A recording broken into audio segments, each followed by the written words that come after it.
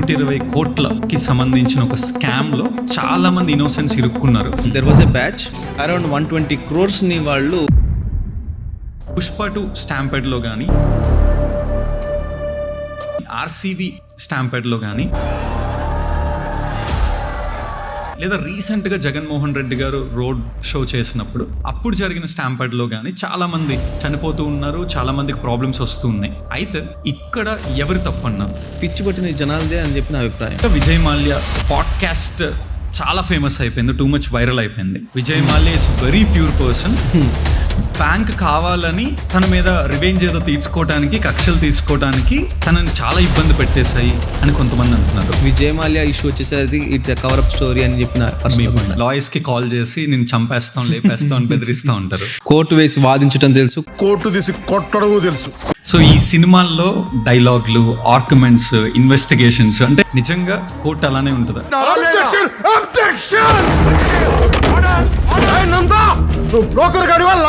ఇలాంటివి కనుక చేస్తే ఖచ్చితంగా కంటెంప్ట్ ఆఫ్ ది కోర్ట్ అవుతుంది అండ్ బార్ కౌన్సిల్ కంప్లైంట్ ఇవ్వడం కూడా జరుగుతుంది. ఏదైనా ఒక కేసు వల్ల మీరు రిగ్రెట్ ఫీల్ అయిన మూమెంట్ కానీ, రిగ్రెట్ ఫీల్ అయిన కేసు కానీ ఏమైనా ఉందా? 5 years బేబీకి వాళ్ళ మదర్ స్నానం చేపిస్తూ ఉంటారు.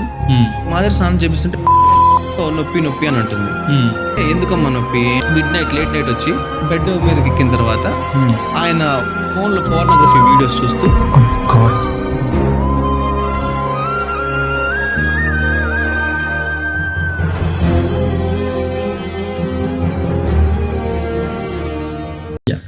వెల్కమ్ అన్న, welcome to podcast. Thank you for inviting me. Yeah అన్న, లైక్ చాలా రోజుల నుంచి ఒక లాయర్తో ఒక రా పాడ్కాస్ట్ చేద్దామని చాలా మంత్స్ నుంచి వెయిట్ చేస్తూ ఉన్నాను. మీ బిజీగా ఉండటం వల్ల కుదరలేదు. So like first of all me time ఇచ్చి వచ్చినందుకు thank you very much. Thank you so much నన్ను ఇన్వైట్ చేసినందుకు కూడా. అండ్ లైక్ నేను డే 1 నుంచి మీ గురించి తెలిసినప్పటి నుంచి లైక్ నేను వినే పదం ఏంటి అంటే, మీ ఫ్యామిలీలో 13 members లాయర్స్ ఉన్నారు. ట్రూ. అండ్ ఈ అంటే కోర్టులో వాదించడంతో పాటు పిల్లలకి లా ఫ్యాకల్టీగా క్లాసులు కూడా విజ్ఞాన యూనివర్సిటీలో చెప్తారని విన్నాను. అండ్ దాంతోపాటు గుంటూరులో one of famous person, politician, MP Krishnadevarayalu గారితో కలిసి కూడా మీరు ట్రావెల్ చేస్తున్నారు అని నేను విన్నాను. అసలు లా ప్రొఫెషన్లోకి ఎందుకు వెళ్ళారు? ఇన్స్పిరేషన్ ఏంటి? అసలు ఈ జర్నీ ఎలా స్టార్ట్ అయిందో చెప్తారు? నా చైల్డ్హుడ్ మొత్తం హైదరాబాద్లో జరిగింది. సో హైదరాబాద్లో జరిగేటప్పటికే ఎర్లీ స్కూలింగ్లోనే మా ఫాదర్ జడ్జి అవ్వటం, అంతకుముందు నుంచే మా మేనమామలు ఎవరైతే ఉన్నారో వాళ్ళంతా కూడా అడ్వకేట్స్గా ప్రాక్టీస్ చేయటం. This made me very much interested and సబ్జెక్ట్లోకి ఇంకా డెప్త్ తెలుసుకుందాం అని చెప్పి కీప్ ఆన్ నేను డిగ్ చేసుకుంటూ ఐ హ్యావ్ స్టార్టెడ్ 10th classలోనే మా ఇంట్లో వాళ్ళకి చెప్పడం స్టార్ట్ చేశాను that I'm interested in law తప్ప నేను ఇంకేం చేయలేను అని. హోప్ఫుల్లీ అప్పుడు ఎంపీసీ తీసుకోవటం, దాంట్లో కూడా మ్యాథ్స్లో ప్లస్ మార్క్స్ రావడం వల్ల అనుకుంటా ఓకే నీకు ఇంజనీరింగ్ కరెక్ట్ కాదు, డాక్టర్ ఎలాగో అవ్వలేవు, సో ఇంట్లో ఉన్న వాళ్ళం నీకు సపోర్ట్ చేస్తాం కాబట్టి you can be more aggressive in this profession అని చెప్పేసి I came to this profession and I'm very happy. ఇంత పెద్ద జర్నీ చేసినందుకు, లీగల్ జర్నీ చేసినందుకు I'm so happy. Okay, so ఎటు చూసినా లాయర్స్ ఏ ఉన్నారు, ఎటు చూసినా నల్ల కోట్లే కనపడ్డాయి, ఎటు చూసినా ఆ discussions. Ram Charan or mega ఫ్యామిలీలో ఉన్న హీరోస్ అందరూ చిరంజీవిని వీళ్ళందరినీ డైలీ రాత్రి పగలు చూస్తూ అలా అయిపోయినట్లు మీరు కూడా అయిపోయారు అనమాట. సేమ్ అంతే అలానే. సో ఇంతమంది ఫ్యామిలీ మెంబర్స్ని చూసి it has become an habit that నేను కూడా లాయర్ని, నేను కూడా బ్లాక్ కొట్టేసుకుంటాను ఓకే అనే మైండ్ సెట్లోకి వచ్చేసాను నేను కూడా. సో వచ్చిన తర్వాత లైక్ ఎప్పుడు అంటే లైక్ ఎందుకు వచ్చాను అనే ఫీలింగ్ ఏమైనా వచ్చిందో, are you enjoying this journey? Initial డేస్లో ఉండేది ఎందుకు వచ్చాను ఈ journey. Other my friends, schooling friends ఎవరైతే ఉంటారో వాళ్ళు బీటెక్ చేసి అబ్రాడ్ కంట్రీస్ వెళ్ళిపోయి ప్రశాంతంగా వాళ్ళు ఫారెన్ లైఫ్ ఎంజాయ్ చేస్తూ మంచి పిక్స్ ఇన్స్టాగ్రామ్స్లో వాటిలో పోస్ట్ చేస్తుంటే నేనెందుకు ఇక్కడ క్లయింట్స్ అంటూ వీళ్ళ ఇబ్బందులు తెలుసుకుంటూ ఊళ్ళో వాళ్ళ తలనొప్పులని నేనెందుకు నెత్తి మీద వేసుకోవటం, ఆల్ దీస్ కైండ్స్ ఆఫ్ అన్నీ నాకు మైండ్లో స్ట్రైక్ అవుతుండేవి. బట్ నాకు ఒక ఇన్స్పైరింగ్ సీనియర్ ఉండేవాళ్ళు. ఇన్స్పైరింగ్ సీనియర్ ఎప్పుడు నన్ను ప్రాపర్గా గైడ్ చేస్తూ లేదు యూ కెన్ డూ బెటర్ దీంట్లో ప్రొఫెషన్ అనేది this is not about luxury, this is about serving అని చెప్పేసి అన్ని he use to keep on pushing me. So అట్లాంటి ఫేజ్ నుంచి కూడా నేను వచ్చి ఇదే నా ప్రొఫెషన్, ఇదే నా లైఫ్ నేను చూస్ చేసుకుంది నా ఎర్లీ స్కూలింగ్లో నేను చూస్ చేసుకున్న ప్రొఫెషన్ ఇదే, దీనికి నేను జస్టిస్ చేయగలను అని చెప్పేసి నేను బాగా స్ట్రాంగ్గా ఫీల్ అయిన మూమెంట్స్ మెనీ ఉన్నాయి. And my senior have guided me for that path. Okay, good అన్న, గుడ్. అండ్ క్యూరియాసిటీతో అడుగుతున్న క్వశ్చన్ ఏంటి అంటే, నేను ఎప్పుడు కోర్టుకి రాలేదు, చూడలేదు, ఆపర్చునిటీ రాలేదు. సో ఈ సినిమాల్లో డైలాగ్లు, ఆర్గ్యుమెంట్స్, ఇన్వెస్టిగేషన్స్ అంటే చాలా ప్యాషనేట్గా, చాలా జోయల్గా జరుగుతూ ఉంటుంది. నిజంగా కోర్టు అలానే ఉంటుందా? ఆర్గ్యుమెంట్స్ అలానే జరుగుతాయా? పవన్ కళ్యాణ్ వీళ్ళందరూ సినిమాల్లో చెప్పినట్లు డైలాగులు కూడా వేసుకుంటారు ఒకళ్ళ మీద ఒకళ్ళు? మంచి క్వశ్చన్ అయ్యప్ప.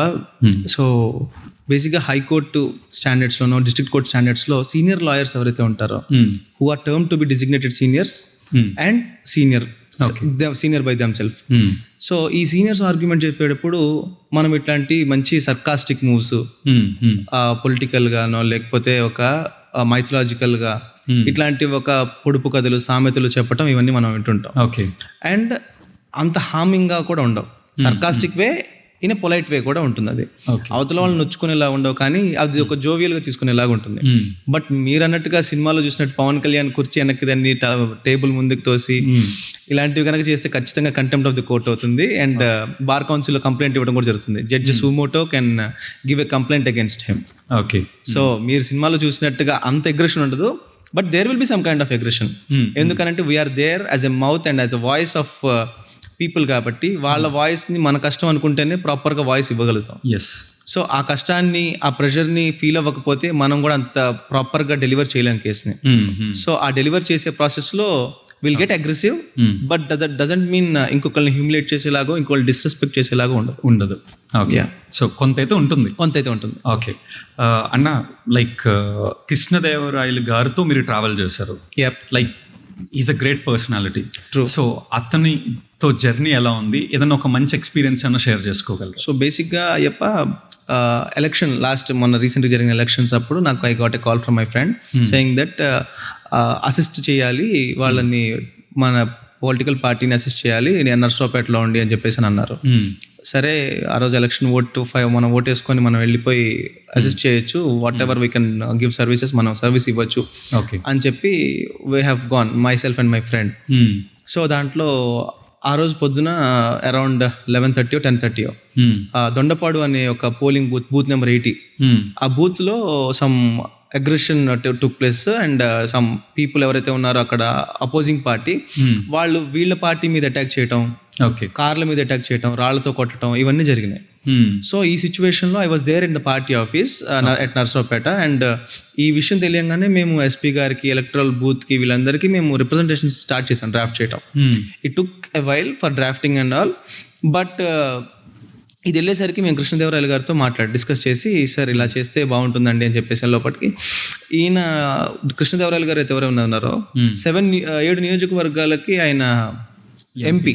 సో 7 నియోజకవర్గాలు చూసుకోవాలా, ఒక పర్టికులర్ ప్లేస్ లో ఒక పర్టికులర్ బూత్ ని ఫోకస్ చేయాలా అనుకున్నప్పుడు సార్ మొత్తం వేరే బూత్స్ అన్ని కోఆర్డినేట్ చేసుకోవడం జరిగింది. బట్ మేము we try to stop, but we fail to. But 80 booth number 80 అనే దానిలో మేము ఎలక్షన్ ఆపడానికి ట్రై చేసాం, అంటే రిప్రజెంటేషన్స్ పెట్టి త్రూ కృష్ణదేవరాయలు గారు. But we failed it. కానీ ఆ రోజు నర్సరావుపేటలో నేను అబ్జర్వ్ చేసింది ఏంటంటే, ఆ రోజు election day everyone will remember, hospital roads ఉంటాయి, 2 హాస్పిటల్స్ అద్దాలు పగలగొట్టేసుకొని ఫైర్ నిప్పంటించేసి అన్నిటికీ, అండ్ అటాక్స్ చేసుకొని ఒకళ్ళ మీద ఇంకొకళ్ళు ఇలా అటాక్ చేసుకొని చాలా కాంప్లికేట్ చేశారు. 144 సెక్షన్ పెట్టేదాకా కూడా వచ్చింది సిచ్యువేషన్. ఈ సిచ్యువేషన్స్ లో మేము వీ బిలాంగ్ టు గుంటూరు, నేను and my self and my friend, మేము గుంటూరు రావడానికి మాకు చాలా టైం పట్టింది.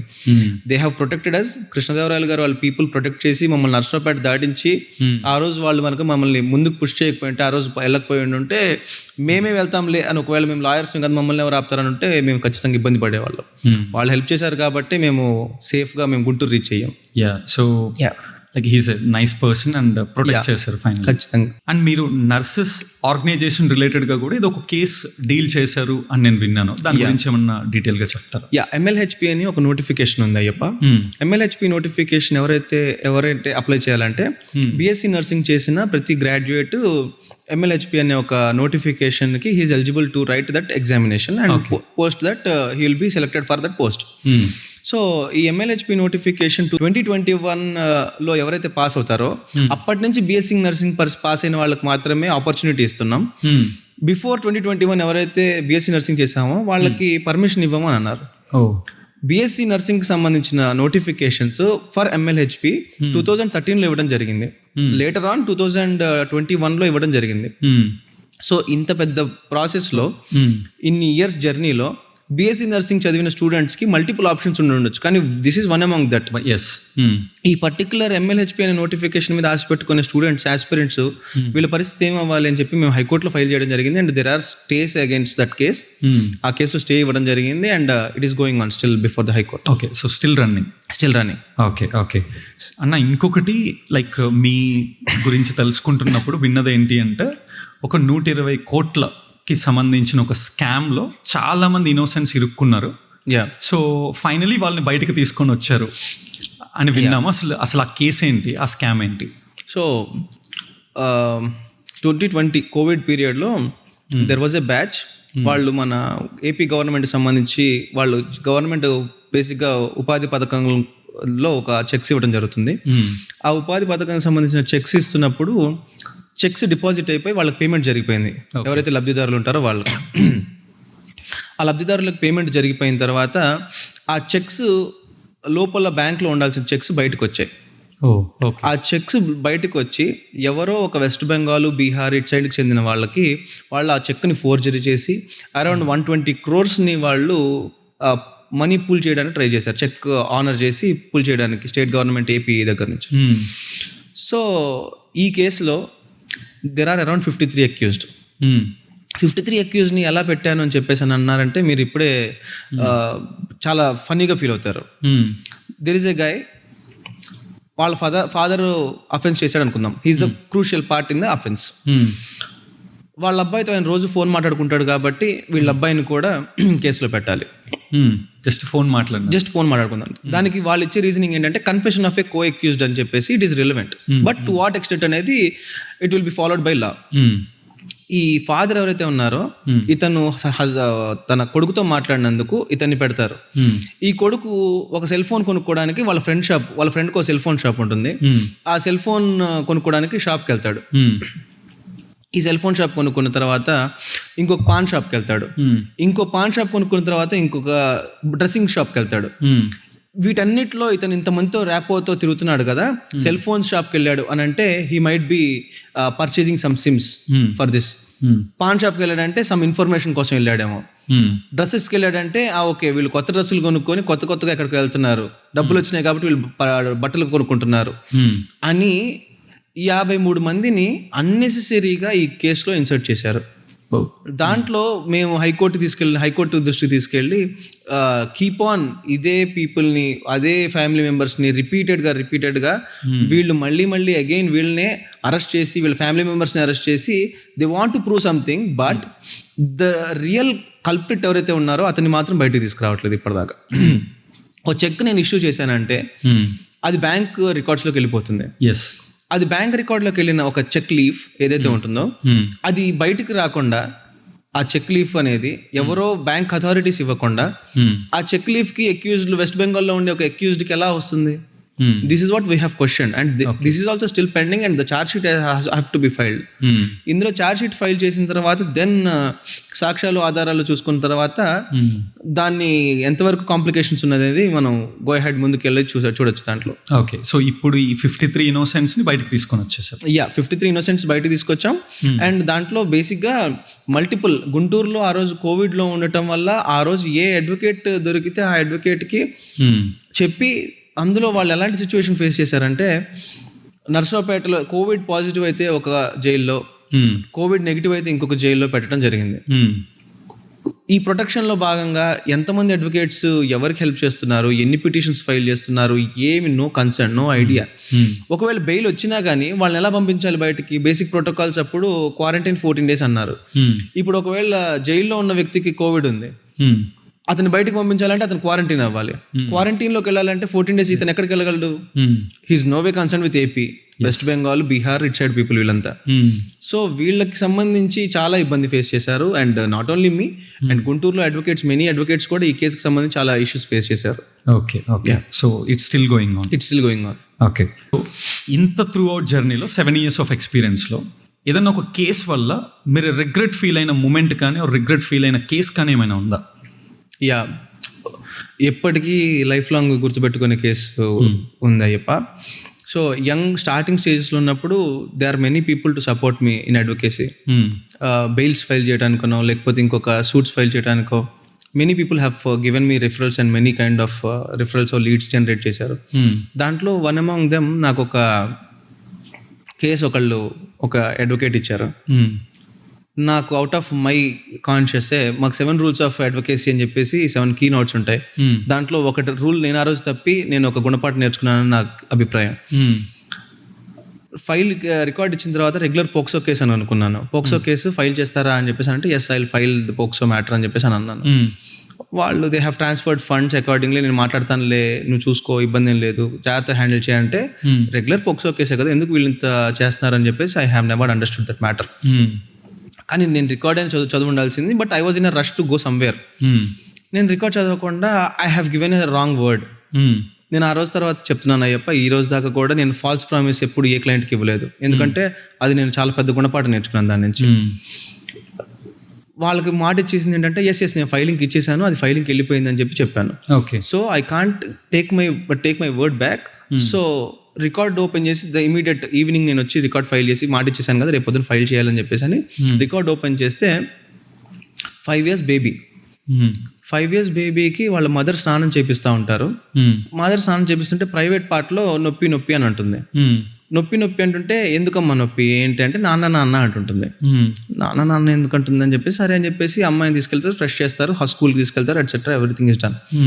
నైట్ అయ్యేసరికి ఈ మదర్ ఎవరైతే ఉన్నారో ఇంకొక బేబీ కూడా ఉన్నారు, 2 years old. 5 years old baby అమ్మాయి, 2 years old ఇస్ అబ్బాయి. 2 years old అబ్బాయిని సరే తను ఫీడింగ్ కోసం అండ్ తను పక్కన పడుకోబెట్టుకొని కింద పడుకున్నారు చాప మీద. ఈ బేబీ లేడీ 5 years బేబీ ఎవరైతే ఉన్నారో ఆ అమ్మాయి బెడ్ మీద పడుకొని ఉంది. హిస్ ఫాదర్ లేట్ నైట్ వచ్చి అతను వాళ్ళ మదర్ ఫేస్ మీద టార్చ్ చేసి పడుకుందా లేదా క్లారిటీ చూసుకొని బెడ్ మీదకి ఎక్కిన తర్వాత ఆయన ఫోన్లో పోర్నోగ్రఫీ వీడియోస్ చూస్తూ he started inserting his private part to his daughter. Oh God. ఈ ఎఫ్ఐఆర్ చదువుతున్నప్పుడు నాకు సిచ్యువేషన్ అసలు మై హ్యాండ్స్ వర్ షివరింగ్. ఎందుకనంటే ఇంత హీనియస్ క్రైమ్కి ఇప్పుడు నేను ఫైల్ చేసి ఇప్పుడు నేనేం ఆర్గ్యూ చేయాలి దీంట్లో? ఇంత heinous crime, there are many types of offences.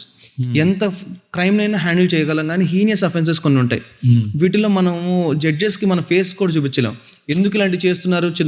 మేము కూడా ఒక అడ్వకేట్స్గా స్టార్టింగ్ స్టేజెస్లో డబ్బుల కోసం చేస్తున్నారా అనే ఒక మైండ్ సెట్లోకి వచ్చేస్తారు సీనియర్స్ అండ్ జడ్జెస్ కూడా. సో వాళ్ళ ఇలా చేశాడని చెప్పేసి ఇమీడియట్ చెప్పంగానే వాళ్ళ మదర్ లేచి లైట్ వేస్తారు. లైట్ వేయంగానే వాళ్ళ మదరు చెప్తారు ఏంటి పిచ్చి పనులు అని చెప్పేసి అని గట్టిగా అరుస్తుంటే నువ్వు ఎవరికైనా చెప్తే నేను చచ్చిపోతా అని చెప్పి బెదిరించి ఇంట్లోంచి వెళ్ళిపోతాడు. ఓకే. ఈ ఎవరైతే అక్యూజ్డ్ వాళ్ళ మదర్ ఉన్నారో అంటే వీళ్ళ అత్తగారు ఫోన్ చేసి చెప్తే నువ్వు అర్జెంట్ కేసు పెట్టు అని చెప్పేసి అని అంటుంది వాళ్ళ మదర్, అక్యూజ్డ్ వాళ్ళ మదర్. వీళ్ళిద్దరు వెళ్ళి కేసు పెడతారు. కేసు పెట్టిన తర్వాత దాంట్లో అతనికి ఇంకా బెయిల్ రాదు. కంప్లైంట్ ఇస్తారు, వైఫ్ అండ్ మదర్ కలిసి కంప్లైంట్ ఇస్తారు అతనికి అగెన్స్ట్గా. సో ఈ బెయిల్ ఆర్గ్యుమెంట్ నేను హైకోర్టులో ఆర్గ్యూ చేయాలి. హైకోర్టులో ఆర్గ్యూ చేయడానికి వెళ్ళినప్పుడు స్టాట్యూటరీ పీరియడ్స్ కొన్ని ఉంటాయి.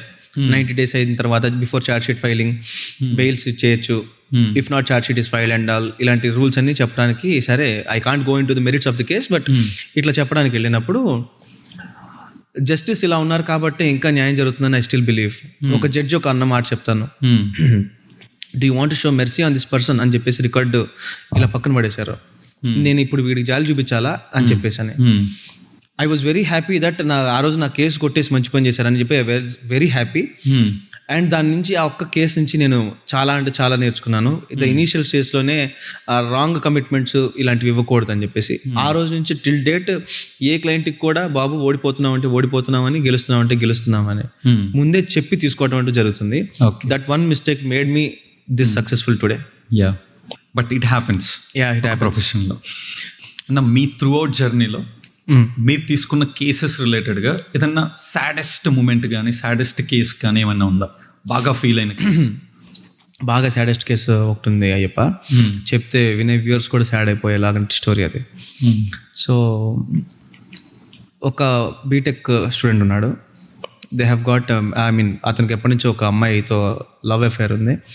So they wanted to get married. వాళ్ళు విజయవాడ అమ్మవారి టెంపుల్కి వెళ్ళి they want to get married and they have gone there. పెళ్లి చేసుకున్న తర్వాత ఒక 3 days అక్కడ ఉన్నారు. ఓకే, 3 days అక్కడ ఉన్న తర్వాత they came back to their house, respective house. And వాళ్ళ పేరెంట్స్ పంపించుకోవడానికి అబ్బాయి he's a only son and అతనికి మదర్ లేరు అండ్ ఫాదర్ ఒక్కరే ఉన్నారు. సో నేను ఆల్రెడీ మా నాన్నగారికి చెప్పేశాను, సో నువ్వు మీ ఇంట్లో ఒప్పించేసుకుంటే నేను వీ కెన్ గో హెడ్ అని చెప్పేసి అని చెప్పారు. ఈ చెప్పిన ప్రాసెస్లో ఈ అమ్మాయిని ఎవరైతే ఉన్నారో వాళ్ళ పేరెంట్స్ కొంచెం మోటివేట్ చేసి, లేదు వాడు కాదు వీడు కాదు అసలు నేను ఒప్పుకోను అని చెప్పి కేసు పెట్టించారు. కేసు పెట్టించడానికి తీసుకొచ్చారు యాక్చువల్లీ పోలీస్ స్టేషన్కి. ఓకే, నాకు ఒక ర్యాండమ్ ఫోన్, మా ఫ్రెండ్ ఎవరో ఫోన్ చేసి బేసికలీ అడ్వకేట్స్కి రిఫర్ చేస్తా ఉన్నట్టుగా ఇట్లాంటి ఒక సిచ్యువేషన్ ఉంది, ఒకసారి వెళ్ళి అసలు ఏంటో చూడు, పరిస్థితి ఏంటో చూడని చెప్పేసి నన్ను పంపించారు. తెలిసిన ఫ్రెండ్ ఒకళ్ళు పంపించగా నేను వెళ్ళాను. స్టేషన్కి వెళ్ళేసరికి చెప్పొచ్చు చెప్పకూడదు అతన్ని ఒక హంటర్ తీసుకొని కొడుతున్నారు. హంటర్ అంటే ఒక రబ్బర్ టైర్ లాంటిది, దాన్ని కట్ చేసి ఒక కర్రకి ఉంటుంది, అతన్ని కొడుతున్నారు. చెప్పు చెప్పు చెప్పు చెప్పు చెప్పు అని చెప్పు అని కొడుతుంటే అతను కొడతా ఉన్నాడు. కొడతా ఉంటే ఏంటి సార్ సిచ్యువేషన్ అంటే, అతను అమ్మాయి ఏమో వద్దంటుంది, వీడేమో నా భార్య అంటున్నాడు, మేమేం చేయాలో మాకు అర్థం కావట్లేదు, ఎటో ఒకటి తేలిస్తే కదా మేము చేసేది అని చెప్పేసి అని అంటే, వాళ్ళు చేసింది కూడా పర్పస్ మంచిదే, కొట్టడం కూడా. ఎందుకు కొట్టారంటే వాడికి బుద్ధి రావాలి కాబట్టి, ఇలాంటి వాళ్ళని ప్రేమించినందుకు. ఎందుకు అనంటే ఆ అమ్మాయి నాకు అసలు వీడెవడో తెలియదండి, నాకు అసలు సంబంధమే లేదు వీడెవడో నాకు అని చెప్పి, అసలు నన్ను ప్రేమ అని ఎంటపడుతున్నాడు అని చెప్పి అనింది ఫస్ట్. సరే లేటర్ ఆన్ ఫోన్స్ తీసుకున్నారు. ఫోన్స్ తీసుకున్న తర్వాత ఫోన్స్ వెరిఫై చేస్తుంటే వీళ్ళిద్దరు చేసుకున్న చాటింగ్ మొత్తం బయటపడింది. వాళ్ళ చాటింగ్లో ఆ అమ్మాయి ఇష్టము ఆ అబ్బాయి ఇష్టం అనేది క్లియర్గా ఎవిడెంట్గా చాటింగ్లో వాళ్ళ ఇష్టాలు కనిపిస్తున్నాయి. ఆ అమ్మాయి ఏమనిందంటే, నేను వెన్ ఐ వాజ్ వీక్ అతను నాతో మాట్లాడి నన్ను ప్రేమలో పడేశాడు, నన్ను పెళ్ళికి తీసుకెళ్ళిపోయాడు, చేసుకున్నాడు and we were there at Vijayawada for 3 days అన్నట్టు చెప్పింది. చూడరా అబ్బాయి, ఇది పరిస్థితి, అమ్మాయి చూసే వాళ్ళ మాట్లాడుతుందో, ఇప్పటికైనా జ్ఞానం తెచ్చుకో, నాన్న చూడట్టు ఏడుస్తున్నాడు అని చెప్పి I try to console him. Okay, in return వాడేమన్నాడు ఎక్స్పెక్ట్ చేయండి, నీకేం తెలుసు నా ప్రేమ విలువ, నీకు అసలు ప్రేమ అంటే ఏంటో తెలుసా, ప్రేమ విలువ నీకేం తెలుసు, నా చిన్నప్పటి నుంచి లవ్ అన్నా, నేను ఎంత ప్రేమించాను నీకేం తెలియదు అన్నాడు. సరే ఓకే, వెరీ వెల్, ప్రేమించవలే కానీ ముందు దీంట్లోంచి బయటికి రా, నాన్న పరువు పోతుంది, నువ్వు కూడా బయటికి రావాలి కదా, బయటకు వచ్చిన తర్వాత డిసైడ్ చేద్దామంటే ఆ రోజు ఓవరాల్గా మాట్లాడుకున్న దాంట్లోంచి అవుట్పుట్ ఏంటంటే, సరే వీళ్ళిద్దరికి పెళ్ళి అయిపోయిందని చెప్పేసి ప్రూఫ్లు అన్నీ ఉన్నాయి కాబట్టి మ్యూచువల్ డైవర్స్ ఫైల్ చేద్దాం, మ్యూచువల్ డైవర్స్ ఫైల్ చేసి ఎవరు బ్రతుకు వాళ్ళు బ్రతుకుతారు, సో అమ్మాయి సేఫ్ అబ్బాయి సేఫ్ అన్నట్టుగా చెప్పారు. సో వాడి మీద కేసు గట్రా ఏం పెట్టలేదు, వాడిని బయటికి తీసుకొచ్చేసాం ఆ రోజు నైట్కి. ఒక 2 days అయింది, నాకేం ఫోన్ రావట్లేదు. 10 days అయింది, నాకేం ఫోన్ రావట్లేదు. సరే ఒక 13th or 14th day same friend phone చేసి వేరే కేసు గురించి మాట్లాడుతూ ఉన్నారు. సరే అది మాట్లాడేవాళ్ళే, నేనేంటి స్టార్టింగ్ స్టేజెస్ కదా, ఐ వాజ్ వెరీ డిప్రెస్డ్ అనమాట. అబ్బా మన దగ్గరికి రాలేదు కేసు, మ్యూచువల్ కన్సర్న్ మనం ఫైల్ చేసేవాళ్ళం కదా, ఈజీ వర్కే కదా అన్నట్టుగా నేను my was thinking about that. Okay, రాలేదేంటా మన దగ్గర రాలేదేంటా, సరేలే ఇంకెవరైనా చూసుకున్నారేమో అనుకుని నన్ను లైట్ తీసుకున్నాను. మా ఫ్రెండ్ ఫోన్ చేసి మాట్లాడుతూ ఉంటే వాళ్ళు చెప్తారు, సారీ నీకు చెప్పడం మర్చిపోయాను కదా, అతను ట్రైన్ కింద పడి చచ్చిపోయాడు బా అన్నారు. ట్రైన్ కింద పడి చచ్చిపోవటం ఏంటి బ్రదర్, ఏం మాట్లాడుతున్నావు, నీకు అర్థమవుతుందా అన్నాను. లేదు భయ్యా నిజంగానే అతను ట్రైన్ కింద పడి చనిపోయారు, మీ దగ్గరకు వచ్చిన ఒక 4th or 5th day train కింద పడి చనిపోయినారు అంటే, పోనీ మరి ఆయన పరిస్థితి అంకుల్ పరిస్థితి ఏంటంటే, ఇతను చనిపోయిన 6th dayకో ఏమో ఆయన హార్ట్ అటాక్ వచ్చి చనిపోయినారు అని అన్నారు. గాడ్, దీంట్లోంచి ఈ ట్రామాలోంచి బయటకు రావడానికి 1 నెల రోజులు పట్టింది నాకు. అప్పటిదాకా నేను సెటిల్మెంట్ చేసి నా ఏజ్కి నేనే అసలు ఇవి సెటిల్మెంట్ చేసేసాను, నేను చాలా పెద్దోడిని అయిపోయాను అనే ఫీలింగ్లో ఉన్న నేను ఒక్కసారిగా నేను బ్లాక్ హోల్ అంటాను చూడండి, ఎర్త్ లోపలికి వెళ్ళిపోయినట్టుగా లోపలికి వెళ్ళిపోయాను నేను. I was down there. అసలు ఎందుకు ఇలా జరిగింది, వాడి పరిస్థితి ఏంటి, వాళ్ళ నాన్నగారు చనిపోయినారు, వాళ్ళు హీస్ ద ఓన్లీ సన్, వాడు చనిపోయినాడు, ఫాదర్ చనిపోయినారు, ఇప్పుడు వాళ్ళ పరిస్థితి ఏంది, వాళ్ళ ఫ్యామిలీ ఏమీ లేదు. నవ్ ఇంకో surprisingly that girl got married again, she is very happy now.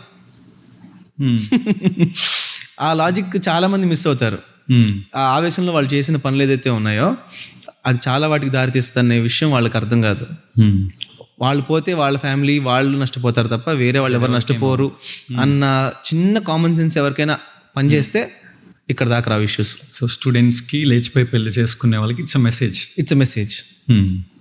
Yeah అన్న సేమ్ వే లైక్ ముఖ్యంగా ఆడియన్స్ ఎక్కువ స్టూడెంట్స్ ఉన్నారు, యంగ్ జనరేషన్ ఉన్నారు, యూత్ ఉన్నారు. వీళ్ళకి ఏదన్నా ఒక యాక్ట్ గురించి మీరు ఏమైనా ఎడ్యుకేట్ చేయాలి అంటే వాట్ ఈస్ దట్ యాక్ట్? మెయిన్గా ఎడ్యుకేట్ చేయాల్సి వస్తే పోక్సో అండ్ ఎన్డీపీఎస్, ఈ రెండు యాక్ట్స్ గురించి నేను ఎడ్యుకేట్ చేస్తాను. సో బేసిక్గా నేను ఎవరైనా ఎడ్యుకేట్ చేయాలని అంటే పోక్సో అండ్ ఎన్డీపీఎస్ యాక్ట్స్ గురించి నేను ఎడ్యుకేట్ చేస్తాను. ఎందుకంటే గాంజా, ఎల్ఎస్డి, మెత్, కొకైన్ వీటికి సంబంధించి ఈరోజు యూత్ ఎంత డిస్టర్బ్డ్ అయిపోయారు. అండ్ రీసెంట్గా మనం చంద్రబాబు నాయుడు గారు లేదా ఇనిషియేటివ్ తీసుకొని ఎలా ర్యాలీస్ చేస్తున్నారు, డ్రగ్స్ మీద అగెయిన్స్ట్ డ్రగ్స్ ప్రొటెస్ట్ ఎలా చేస్తున్నారో మనం చూసాం. సో అగెయిన్స్ట్ డ్రగ్స్ మీద నేను ఎడ్యుకేట్ చేస్తాను. అండ్ ఆల్సో పోక్సో మీద రీసెంట్గా ఒక incident very few days back ఒకటి జరిగింది. అది చెబితే ఎంత ఫన్నీగా ఉంటుందంటే, అబ్బాయి అండ్ అమ్మాయి ఇద్దరు ఒకే రిలీజియన్కి సంబంధించిన వాళ్ళు ప్రేమించారు, పెళ్లి చేసుకుందాం అని చెప్పి ఇంట్లోంచి పారిపోయారు. ఓకే, పారిపోయిన తర్వాత అమ్మాయి ఆధార్ కార్డులో 18 years అని ఉండేసరికి ఒక అడ్వకేట్, మై బ్రదర్ అడ్వకేటే వాళ్ళిద్దరికి పెళ్లి కూడా చేశాడు.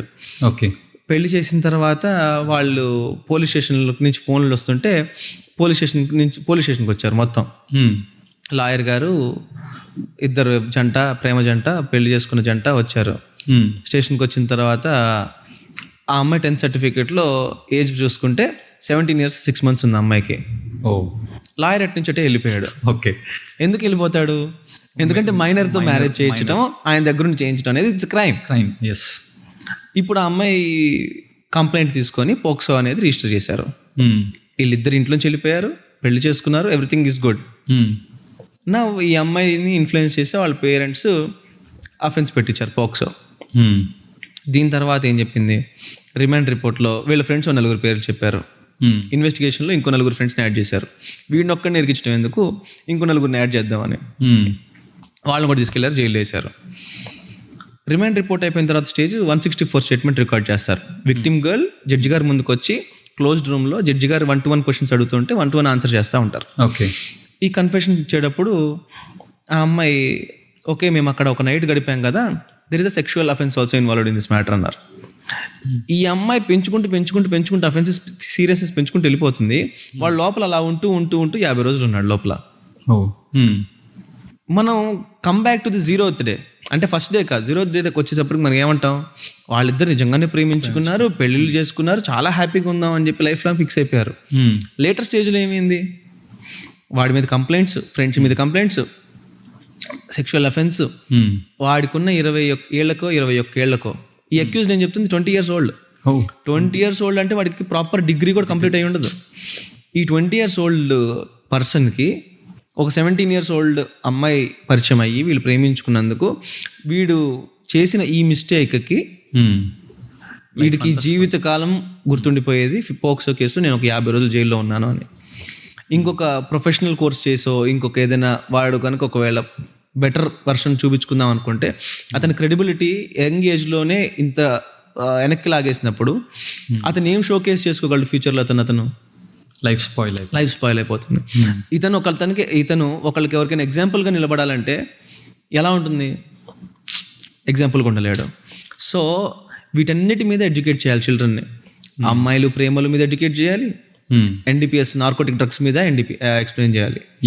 వీళ్ళన్నిటి మీద ఎడ్యుకేట్ చేస్తే అప్పుడు కూడా ఇంకా చేస్తారు. ఆ బ్యాచ్ ఎలాగుంటుంది కాబట్టి వాళ్ళు ఇంకా ఎలాగో కోర్టు చూసుకుంటుంది వాళ్ళ సంగతి. అట్లీస్ట్ కొంతమంది అయినా సేఫ్గా ఉంటారు.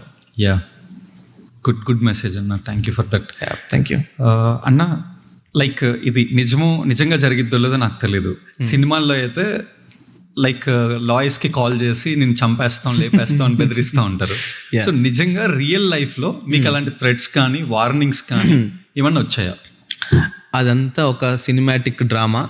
సినిమాని రియల్ లైఫ్ని కలపకూడదు. ఓకే. అట్లాంటివి ఫోన్ చేసి నువ్వు ఇప్పుడు ఈ కేసు వాపస్ తీసుకోకపోతే నీకు సినిమా చూపిస్తాం, చుక్కలు చూపిస్తాం, ఇలాంటివి ఏమి ఉండవు.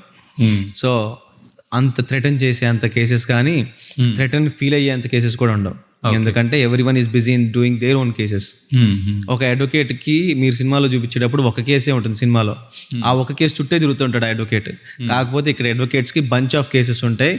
ఎవ్రీ డే ఒక కాల్ వర్కో లేకపోతే ఒక మెన్షనింగ్ సెక్షన్ లోనో మల్టిపుల్ కేసెస్ తో డీల్ చేస్తూ ఉంటాడు. ఈ ఒక్కదాన్ని పట్టుకొని ఈ క్లయింట్ కి న్యాయం చేసే ప్రాసెస్ లో మొత్తానికి మొదటికి మోసం తెచ్చుకునేట్టుగా అతని మీద తెచ్చుకోడు. అండ్ అంత ఇంట్రెస్టెడ్ గా కూడా ఎవరు ఉండరు. ఓకే. యా. సో అదంతా only for the movie, only for the drama. Okay. So అన్న ఇంకొకటి, లైక్ కోర్ట్ రూమ్లో మీరు మర్చిపోలేని మూమెంట్ ఏమైనా ఉందా? యా, ఇందాక మీకు ఫస్ట్లో చెప్పినట్టుగా సపోర్టివ్ సీనియర్ ఉన్నారని చెప్పాను కదా. Once upon a time he felt sick. ఆయన సిక్ అయిపోయి నన్ను హైదరాబాద్ కోర్టు దగ్గర ఆర్గ్యుమెంట్ చెప్పడానికి పంపించారు. Okay. She has multiple cases. ఒక లేడీ, ఆవిడకి మల్టిపుల్ కేసెస్ వేరేవే ఉన్నాయి, ఫ్యామిలీ ఇష్యూస్, ఇంకో డిస్టర్బ్డ్ కేసెస్ ఉన్నాయి. సో ఆవిడ కేసు ఆర్గ్యుమెంట్ వినటానికి వచ్చింది.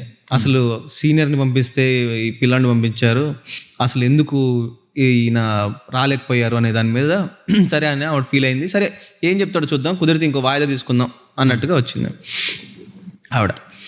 వస్తే ఆ రోజు నేను స్టార్ట్ చేశాను ఆర్గ్యుమెంట్ చెప్పడం.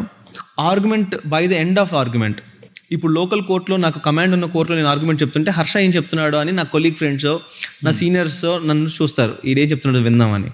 కానీ ఆ రోజు హైదరాబాద్లో కోర్టు మొత్తం సైలెంట్ అయిపోయి అసలు ఈడేంటో చెప్తున్నాడు విందామని చెప్పేసి అని పిన్ డ్రాప్ సైలెంట్తో దాదాపుగా ఒక 25 అడ్వకేట్స్, జడ్జి గారు, మిగతా స్టాఫ్ అంతా కలిసి అలా వింటూ ఉండిపోయారు. Around it took around 25 minutes of some argument and all. Okay. ఇదంతా పీరియడ్ కూడా ఫస్ట్ స్టార్టింగ్ 1 minute నుంచి లాస్ట్ minute దాకా కూడా అంతే సైలెన్స్తో ఉన్న తర్వాత నాకు ఎవరైతే లేడీ క్లయింట్ ఎవరైతే వచ్చారో ఆవిడ చెప్పారు, పెద్ద ఆయన ఎలా చెప్తారో ఆ రోజు చెప్పినప్పుడు ఎంత సైలెంట్గా ఉన్నారో మీరు ఈ రోజు చెప్పినప్పుడు అంత సైలెంట్గా ఉన్నారండి అని చెప్పేసి అని. So that is the very much happiest moment for me. Great అన్న, great. Congratulations. Thank you so much. So political లీడర్స్కి పర్సనల్గా లాయర్స్ ఉంటారు కదా, వాళ్ళు పర్సనల్ లాయర్స్గా వర్క్ చేయడం వల్ల వాళ్ళకి ఎలాంటి ప్రెషర్స్ ఉంటాయి?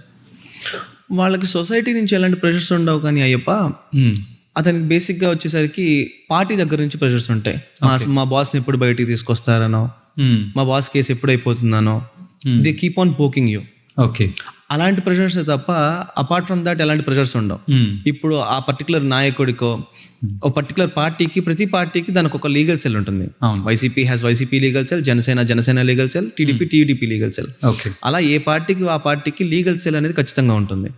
ఆ పార్టీ లీగల్ సెల్ యొక్క మెయిన్ ఎజెండా ఏంటి అని అంటే to protect there leaders and to protect there workers, కార్యకర్తలు ఎవరైతే ఉంటారో వాళ్ళని ప్రొటెక్ట్ చేయడమే వాళ్ళ ఎజెండా.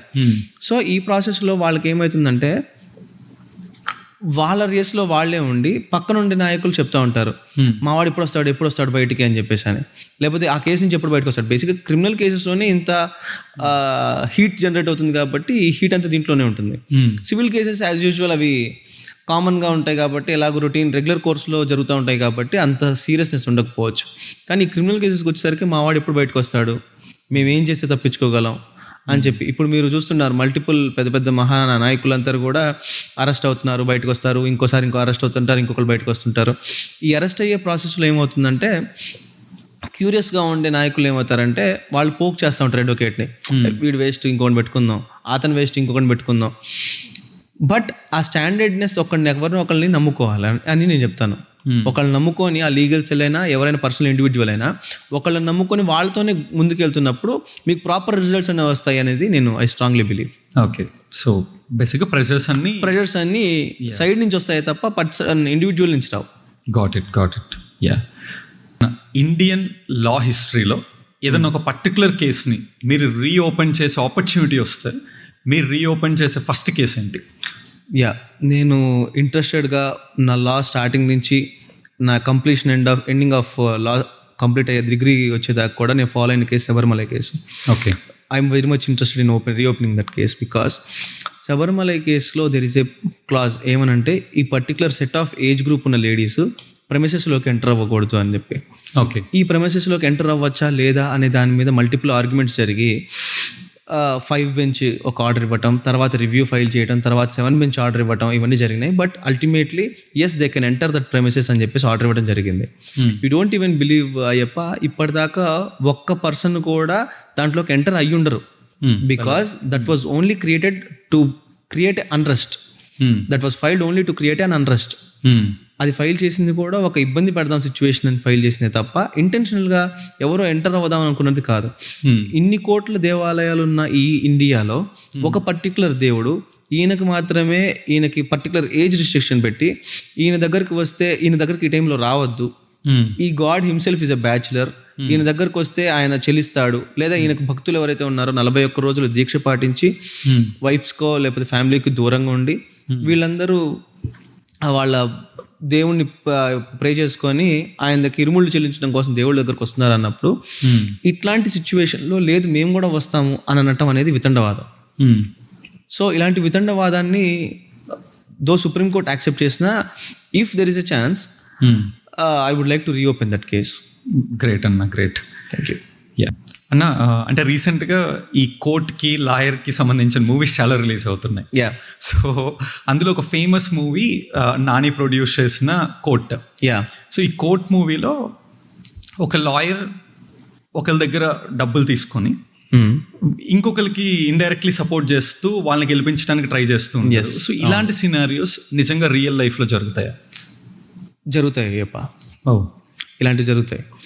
ఎందుకనంటే ఇంత ప్రొఫెషనల్గా ఫైట్ ఉన్న రైవల్ ఉన్న ఈ ప్రొఫెషన్లో some people won't get proper referrals or some people by their own tendency వాళ్ళు సరే మనం ఏమవుతుంది అమ్ముడిపోతే ఏమవుతుంది అనే మైండ్ సెట్లో ఉండటం వల్ల they'll take money.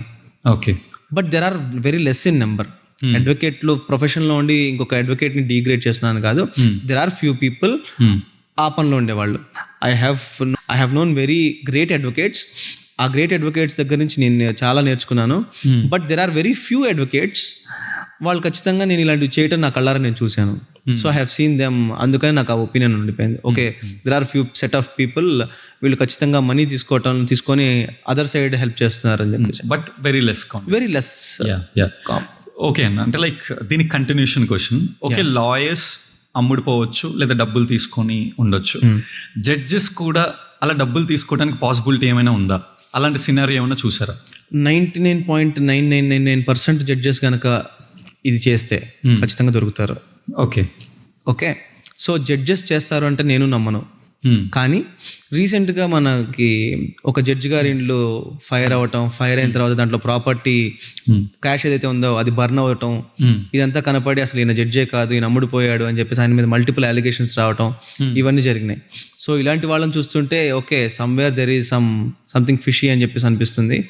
But I don't think, నేను ఇప్పటిదాకా 3 to 4 హైకోర్ట్స్ విజిట్ చేశాను అండ్ సుప్రీం కోర్ట్ని కూడా విజిట్ చేశాను. But I have never seen that a judge ఈయన అట్లీస్ట్ ఒక సైడ్ బయాస్డ్గా ఉన్నాడని కూడా నాకు ఇప్పటిదాకా ఎవరు జడ్జెస్ కూడా అనిపించలేదు ఎప్పుడు. ఓకే, సో లాయర్స్ దగ్గర పాసిబిలిటీ ఉంది కానీ జడ్జి దగ్గర లేదు. Yes, but there is some 1% దొరకటం వల్ల ఆ 1% అనేది డౌట్ పడటం జరుగుతుంది తప్ప రెస్ట్ ఆఫ్ 99 పీపుల్ ఎవరైతే ఉంటారో మనం అందరం చూసిన వాళ్ళలో I have never seen such person. Okay అన్న, జనగణ అనే ఒక మూవీ ఉంది. సో ఆ మూవీలో సంథింగ్ ఒక అమ్మాయి రిలేటెడ్గా ఏదో ఒక కేసులో ఒక 4 మెంబర్స్ని ఎన్కౌంటర్ చేసి చంపేస్తారు. ట్రూ. బట్ చివరికి తెలిసేది ఏంటి అంటే ఆ అమ్మాయికి ప్రాబ్లం రావడానికి 4 సంబంధం లేదు అని. సో రియల్ వరల్డ్లో కూడా ఇలా అనుకోకుండానో ఆర్ పొరపాటునో చాలా మందిని ఏమన్నా అంటే లైక్ చంపేయటం కానీ ఇలాంటి పాసిబిలిటీస్ ఏమైనా ఉంటాయా? ఇలాంటి పాసిబిలిటీస్ మనం మెనీ స్టోరీస్ చూసాము అయ్యప్ప. రీసెంట్గా కూడా మనం తెలంగాణలో స్టేట్లో ఒక కేసు చూసాము, దిశ మ్యాటర్లో. సో దాంట్లో కూడా వచ్చేసరికి ఏమవుతుందంటే వాళ్ళు ఒక స్పీడీ డెసిషన్ తీసేసుకొని వాళ్ళని ఇచ్చేయడం జరిగింది, ఎన్కౌంటర్ చేయడం జరిగింది. So what I say is believe in justice and judiciary. Believe in judiciary. న్యాయ వ్యవస్థ ఎందుకు ఉందంటే proper examination of each and every fact. వాళ్ళు ఒక కంక్లూజన్కి వచ్చిన తర్వాత ఒక జడ్జిమెంట్ చెప్తారు. మన న్యాయ వ్యవస్థ బిల్డ్ అయిన కొటేషన్ ఏంటంటే 100 మంది ముద్దాయిలు తప్పించుకున్నా పర్లేదు కానీ ఒక నిర్దోషి మాత్రం శిక్ష పడకూడదు అనేది మన main motive of Indian judiciary motive. So దీంట్లో భాగంగా ప్రాపర్ ఎగ్జామినేషన్ జరగకుండా, ప్రాపర్ ఇన్వెస్టిగేషన్ జరగకుండా స్పీడీ డిసిషన్ కోసం ఒక 4 దొరికారు కదా అని చెప్పేసి చంపేయడం అనేది it is not at all proper way. So ఆ కేసులోనే నాకే ఫర్ ఎగ్జాంపుల్ నాకు డౌట్ వచ్చింది అనుకుందాం, దెర్ ఆర్ ఓన్లీ 4 people అని చెప్పేసి అని చంపేశారు అనుకుందాం, but I say that there is a 5th guy who supported them and back end లో ఉన్నాడు అని చెప్పేసి అని. మనం ప్రతి సినిమాలో ర్యాండమ్గా చూస్తుంటాం కదా, విలన్స్ వీళ్ళు కాదు వేరే వాడు అని చెప్పేసి వెనక నుంచి రావటం. అట్లాంటి విలన్ వెనకాల వేరే వాడు ఉన్నాడేమో, we might have missed him, అతను హ్యాపీగా జాలీగా తిరుగుతున్నాడేమో బయట సొసైటీలో. ఇలాంటివన్నీ బయటికి రావాలంటే ప్రాపర్ ఎడ్యుకేషన్ జరగాలి, ప్రాపర్ ట్రయల్ జరగాలి, ప్రాపర్ జడ్జిమెంట్ రావాలి.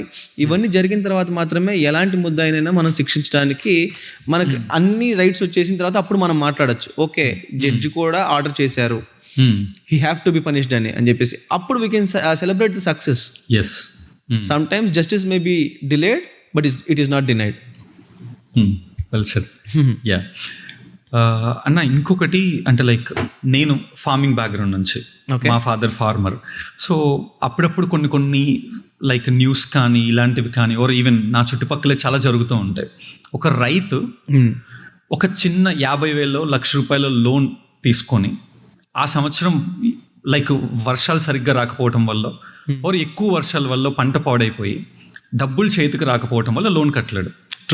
సో ఈ కేసులో ఏం చేస్తారంటే బ్యాంక్ వాడు వస్తాడు, ఏదో ఒకటి జప్తీ చేసేస్తాడు, దాని నుంచి డబ్బులు తీసేసుకుంటాడు. బట్ అదే ఒక బిజినెస్ ఓనర్ ఒక 1,000 కోట్లో, ఒక 50 కోట్లో, 100 కోట్లో లోన్ పెట్టేసుకొని ఐపీ పెట్టేస్తే ఎవడు పట్టించుకోడు. సో ఒక లాయర్గా దీని గురించి మీరేం మాట్లాడతారు? బేసిక్గా అయ్యప్ప విషయం వచ్చేసరికి ఒక ఫార్మర్కి వచ్చే కష్టానికి ఒక కంపెనీ దివాలా తీయడానికి there is a difference. So farmer ఎప్పుడైతే అతని రైతు పంట వచ్చినా రాకపోయినా ఎలా అయితే అన్ని ఇంట్లో ఆస్తులను నమ్మేసి పెడతారో, he's a small man in this society. ఒక బిగ్ మ్యాన్ వెనకాల మనం భీమ్లా నాయక్ సినిమాలో చూస్తున్నప్పుడు స్క్రోల్ చేస్తుంటే కాంటాక్ట్స్ పేరులో మల్టిపుల్ బిగ్ నేమ్స్ వినిపిస్తుంటాయి. అట్లాగా ఒక కంపెనీ పెట్టిన బిగ్ మ్యాన్కి పెద్ద పెద్ద కాంటాక్ట్స్ ఉండటం వల్ల దే విల్ ప్రొటెక్ట్ హిమ్. అందుకని జస్టిస్ సొసైటీలో ఇంకా కూడా డౌన్ లెవెల్లో కూడా ఇంకా జస్టిస్ ఇంకా రీచ్ అవ్వట్లేదు అని చెప్పేసి I to have a personal opinion on that. Okay, down లెవెల్లో ఇంకా కూడా జస్టిస్ జరగట్లేదని. There are crop insurances policies, crop ఇన్సూరెన్స్ల మీద డబ్బులు కట్టకుండా రిడీమ్ చేస్తూ గవర్నమెంట్ కూడా పాలసీలు తెస్తుంది, కోర్టులు జడ్జిమెంట్లు ఇస్తున్నాయి, అన్నీ ఉన్నాయి. కానీ ఇంకా కూడా ఫర్ ద బెటర్ ఫార్మింగ్ ఇంకా హెల్ప్ చేస్తే గవర్నమెంట్ ఇంకా బాగుంటుంది అనేది నా పర్సనల్ ఒపీనియన్. బికాస్ కంపెనీస్ గ్రోత్కి హెల్ప్ చేస్తున్న ఈ గవర్నమెంట్స్ కానీ ఇంకొక వ్యవస్థ కానీ ఫార్మర్ డెవలప్మెంట్ కూడా చేస్తే బాగుంటుందని. ఎందుకంటే మనం నో దట్ ఫార్మర్స్ ఈ డేస్లో ఫార్మింగ్ చేయకుండా కూలి పనికో లేకపోతే ఇంకో వర్క్స్కో వచ్చేస్తున్నారు టౌన్కి. ఎగ్జాక్ట్లీ. ఎప్పుడైతే ఫార్మర్ రైస్ పండించడం ఆపేస్తాడో లేదా ఇంకొక ప్యాడీ పండించడం ఆపేస్తాడో ఆ రోజు మనకి ఫుడ్ ఉండదు. సో ఆ రోజు నిజంగా అతని విలువ తెలుస్తుంది. కరెక్ట్. యా. సో ఇంకా గ్యాప్స్ ఉన్నాయి. There are gaps. సో రీసెంట్గా విజయ్ మాల్యా పాడ్కాస్ట్ చాలా ఫేమస్ అయిపోయింది, టూ మచ్ వైరల్ అయిపోయింది. చాలామంది ఏమంటున్నారంటే ఆయన చాలా మంచి అతను, Vijay Mallya is very pure person, bank కావాలని తన మీద రివెంజ్ ఏదో తీర్చుకోవడానికి, కక్షలు తీసుకోవడానికి తనని చాలా ఇబ్బంది పెట్టేశాయి అని కొంతమంది అంటున్నారు. సో కొంతమంది ఏమో లేదు విజయ్ మాల్యా ఈస్ రియల్లీ చాలా క్రైమ్ చేశాడు, నిజంగానే తప్పు చేశాడు, ఎస్బీఐది ఏం తప్పలేదు అని అంటున్నారు. So as a lawyer definitely మీరు దాన్ని అనాలిసిస్ చేసి ఉంటారు. So who is wrong there? Basically Vijay Mallya's issue ఇప్పుడు ఏదైతే జనరేట్ అవుతుందో, ఇప్పుడు కొత్తగా వచ్చి వైరల్ అవుతుందో, it is as per my opinion it is a cover up story అని నా అభిప్రాయం. బికాస్ కవరప్ స్టోరీ ఎందుకనంటే if really he has some properties, Nirmala Sitharaman కూడా మన పార్లమెంట్లో చెప్పారు, ఇంత ప్రాపర్టీ జప్తు చేసేసాం ఇతని దగ్గర నుంచి అని చెప్పేసి అని సో అని చెప్పి ఎక్స్ప్లెనేషన్ కూడా ఇచ్చారు. సో ఇఫ్ ఒకవేళ విజయ్ మాల్యా దగ్గర కనుక సచ్ ప్రాపర్టీస్ కనుక ఉంటే అది ఇంట్రెస్ట్ మీద ఇంట్రెస్ట్, కాంపౌండింగ్ ఇంట్రెస్ట్ జనరేట్ అయ్యేదాకా ఎందుకు వెయిట్ చేయటం? In the very initial stage it సెల్ఫే దాన్ని ఏదైతే ప్రాపర్టీస్ని ఇప్పుడు జప్తు చేశారో అప్పుడే జప్తు చేసి ఉండొచ్చు, and it would have done far way less interest తోటి అయిపోయి ఉండేది. సో ఇంత ఇంట్రెస్ట్ జనరేట్ చేయడానికి స్కోప్ ఎందుకు ఇచ్చారు అని దాని మీద I to have some doubt. So Vijay Mallya issue వచ్చేసరికి ఇట్స్ ఎ కవరప్ స్టోరీ అని చెప్పిన పుష్ప 2 స్టాంపెడ్లో కానీ, ఆర్సీబీ స్టాంపెడ్లో కానీ, లేదా రీసెంట్గా జగన్మోహన్ రెడ్డి గారు రోడ్ షో చేసినప్పుడు అప్పుడు జరిగిన స్టాంపెడ్లో కానీ చాలామంది చనిపోతూ ఉన్నారు, చాలామందికి ప్రాబ్లమ్స్ వస్తూ ఉన్నాయి. అయితే ఇక్కడ ఎవరు తప్పన్నా, ఐదర్ వెర్రితో వాళ్ళ వెనకాల పరిగెత్తుతున్న జనాలదా, ఆర్ఎల్స్ లైక్ ప్రోటోకాల్స్ ప్రాపర్గా ఫాలో అవని ఈ సెలబ్రిటీస్దా, ఆర్ఎల్స్ ప్రోటోకాల్స్ని సరిగ్గా చూసుకోవాలని డిపార్ట్మెంట్దా? పుష్ప ఇన్సిడెంట్కి జగన్మోహన్ రెడ్డి గారి ఇన్సిడెంట్కి there is a difference Ayyappa. Okay. So బేసిక్గా పుష్ప ఇన్సిడెంట్ వచ్చేసరికి ఆ రోజు ఏం జరిగిందంటే అతను నేను వస్తున్నాను అని చెప్పేసి అని జస్ట్ ఇన్ఫర్మేషన్ పాస్ ఆన్ చేశారు. పర్మిషన్ తీసుకున్నారనేది అక్కడ లేదు ఓకే రికార్డ్స్లో చూస్తే. సో ఇన్ఫర్మేషన్ అతను వస్తున్నాను పాస్ చేసిన తర్వాత there were set of police, but there took a stampede and later on he was took in to custody because మీరు రావడం వల్ల మీ పర్మిషన్ గ్రాంట్ చేయకపోవడం వల్లనే మీరు వచ్చారు, అందుకని మిమ్మల్ని మేము కస్టడీలోకి తీసుకుంటున్నాం అని చెప్పి. బట్ వేరేస్ జగన్మోహన్ రెడ్డి గారి కన్సర్న్ ఈజ్ ఏంటంటే ఆయన he have already took permission for a road show. ఆయన రోడ్ షోలో వేరే ఒక పర్పస్ మీద వెళ్తున్నారు, ఆ రోడ్ షోలో వెళ్తున్నారు. నన్ను అడిగితే ఈ ప్రాబ్లం పిచ్చి పట్టిన జనాలదే అని చెప్పి నా అభిప్రాయం. ఎందుకనంటే వీళ్ళ అభిమానంలో ఉండే దీంట్లో పిచ్చిలో వీళ్ళు ఏం చేస్తున్నారో వీళ్ళకి అర్థం కాకుండా I have seen many videos. మధ్యలో ప్రజానాయకుడు మధ్యలో లేచి చేతులు ఊపి దండాలు పెట్టంగానే వీళ్ళ అరచేతుల్లో కర్పూరం బిళ్ళలు వేసుకుని హారతులు ఇవ్వటాలు, క్రేన్ మీద నుంచి పైనుంచి దండలు వేయటాలు, ఇవన్నీ కూడా ఏవైతే ఉన్నాయో వీళ్ళు పర్మిషన్ తీసుకొని చేసినప్పటికీ ఒకవేళ అది ఊడి కింద పడితేనో లేకపోతే దాని కింద మనం పడితేనో దాని పరిస్థితి ఏంటి, మన పరిస్థితి ఏంటి, మన ఫ్యూచర్ ఏంటి అనేది మినిమం కామన్ సెన్స్తో ఆలోచించకుండా వీళ్ళు చేస్తున్నట్టుగా అని నా అభిప్రాయం. ఎస్, సో పీపుల్దే ఖచ్చితంగా ఫాల్ట్. కొన్నిసార్లు గవర్నమెంట్ కూడా పర్మిషన్స్ ఇస్తారు. ఇప్పుడు జగన్మోహన్ రెడ్డి గారికి మీరు అడిగినట్టుగా జగన్మోహన్ రెడ్డి గారికి పర్మిషన్స్ ఇచ్చారు, తో పాటుగా పోలీస్ ప్రోటోకాల్ కూడా ఇచ్చి ఉంటారు. పోలీసుని కూడా టు వాట్ ఎక్స్టెంట్ మనం ఎక్స్పెక్ట్ చేయగలం ఆయన ఇంత చేస్తారని? వాళ్ళకున్న మ్యాన్ పవర్ ఎంత, వాళ్ళు చేసేది ఏంటి? సగం మంది క్రైమ్ వైపు వెళ్తారు, సగం మంది ట్రాఫిక్ వైపు వెళ్తారు, సగం మంది బందోబస్తుకి వెళ్తారు. ఇట్లా బందోబస్తులకి వెళ్ళే వాళ్ళకి ఎంతమందిని ప్రొటెక్ట్ చేయగలరు? He's a mass leader Jaganmohan Reddy. ఆయన మాస్ లీడర్ అంతమంది పబ్లిక్ లో ఒకసారిగా ఓపెన్ షట్ గా వచ్చేసినప్పుడు, అది కూడా ఒక car, it's not a van also, ఒక కార్ మీద పైన ఓపెన్ టాప్ చేసుకొని పైకి నిల్చోగానే జనాలు మీద పడతారు. ఆ మీద పడుతున్న జనాలకి ఉండాలి common sense. Correct. Yeah, so maybe people ఇలాంటి వాటికంటే వేరే వాటికి ప్రయారిటీస్ ఇస్తే ఇంకా ఇంతకంటే ఎక్కువ వాటికి ప్రయారిటీస్ ఇస్తే బాగుంటుంది. Even if he want to meet Jaganmohan Reddy గారు, ఆయన మీటింగ్స్ పెడతారు పర్సనల్ ఇండివిజువల్ గా 1-to-1 కూడా కలిసి చూసేవి చాలా ఉన్నాయి. నాట్ ఓన్లీ జగన్మోహన్ రెడ్డి గారు, మెనీ సెలబ్రిటీస్ 1-to-1 వాళ్ళ ఫ్యాన్స్ మీట్స్ కానీ వేరేవన్నీ చేస్తూ ఉంటారు. ఇవన్నీ మన చేతిలోనే ఉంటాయి. వాళ్ళని ఎప్పుడు వెళ్ళి మీట్ అవ్వాలి, ఎలా వెళ్ళి మీట్ అవ్వాలని. స్టాంపీడ్లో నష్టపోతే ఇప్పుడు అతని ఫ్యామిలీ నష్టపోతుంది. So it is completely his fault. And when it's come to RCB అనే దానికి వచ్చేసరికి ఏమవుతుందంటే కంప్లీట్లీ ఇది ఫాల్ట్ అని కూడా చెప్పకూడదేమో, ఇది బ్లండర్ అని చెప్పాలి పీపుల్ది. ఒక క్రికెట్ స్పోర్ట్ చూడటానికి లోపలికి వెళ్ళటానికి ఆ హైలో వెళ్తారు, అడ్రినల్ రష్ చూడాలి మా ఫేవరెట్ సెలబ్రిటీ పర్ఫార్మెన్స్ చూడాలి అని చెప్పేసి అని. అండ్ కమింగ్ బ్యాక్ గెలిచిన ఆనందంలో ఇంకొక రష్, అడ్రినల్ రష్ తోటి మళ్ళీ బయటకు వస్తారు. ఇంత రష్ ఎందుకు? ఇంత రష్ క్రియేట్ చేసుకోవడం వల్ల లైఫ్లో కొంతమంది స్టాంపీడ్ జరుగుతున్నాయి. ఆ తొక్కిసలాటలు తోపులాటల్లో చిన్న చిన్న పిల్లలు చనిపోతున్నారు, లేడీస్ ఇబ్బంది పడుతున్నారు.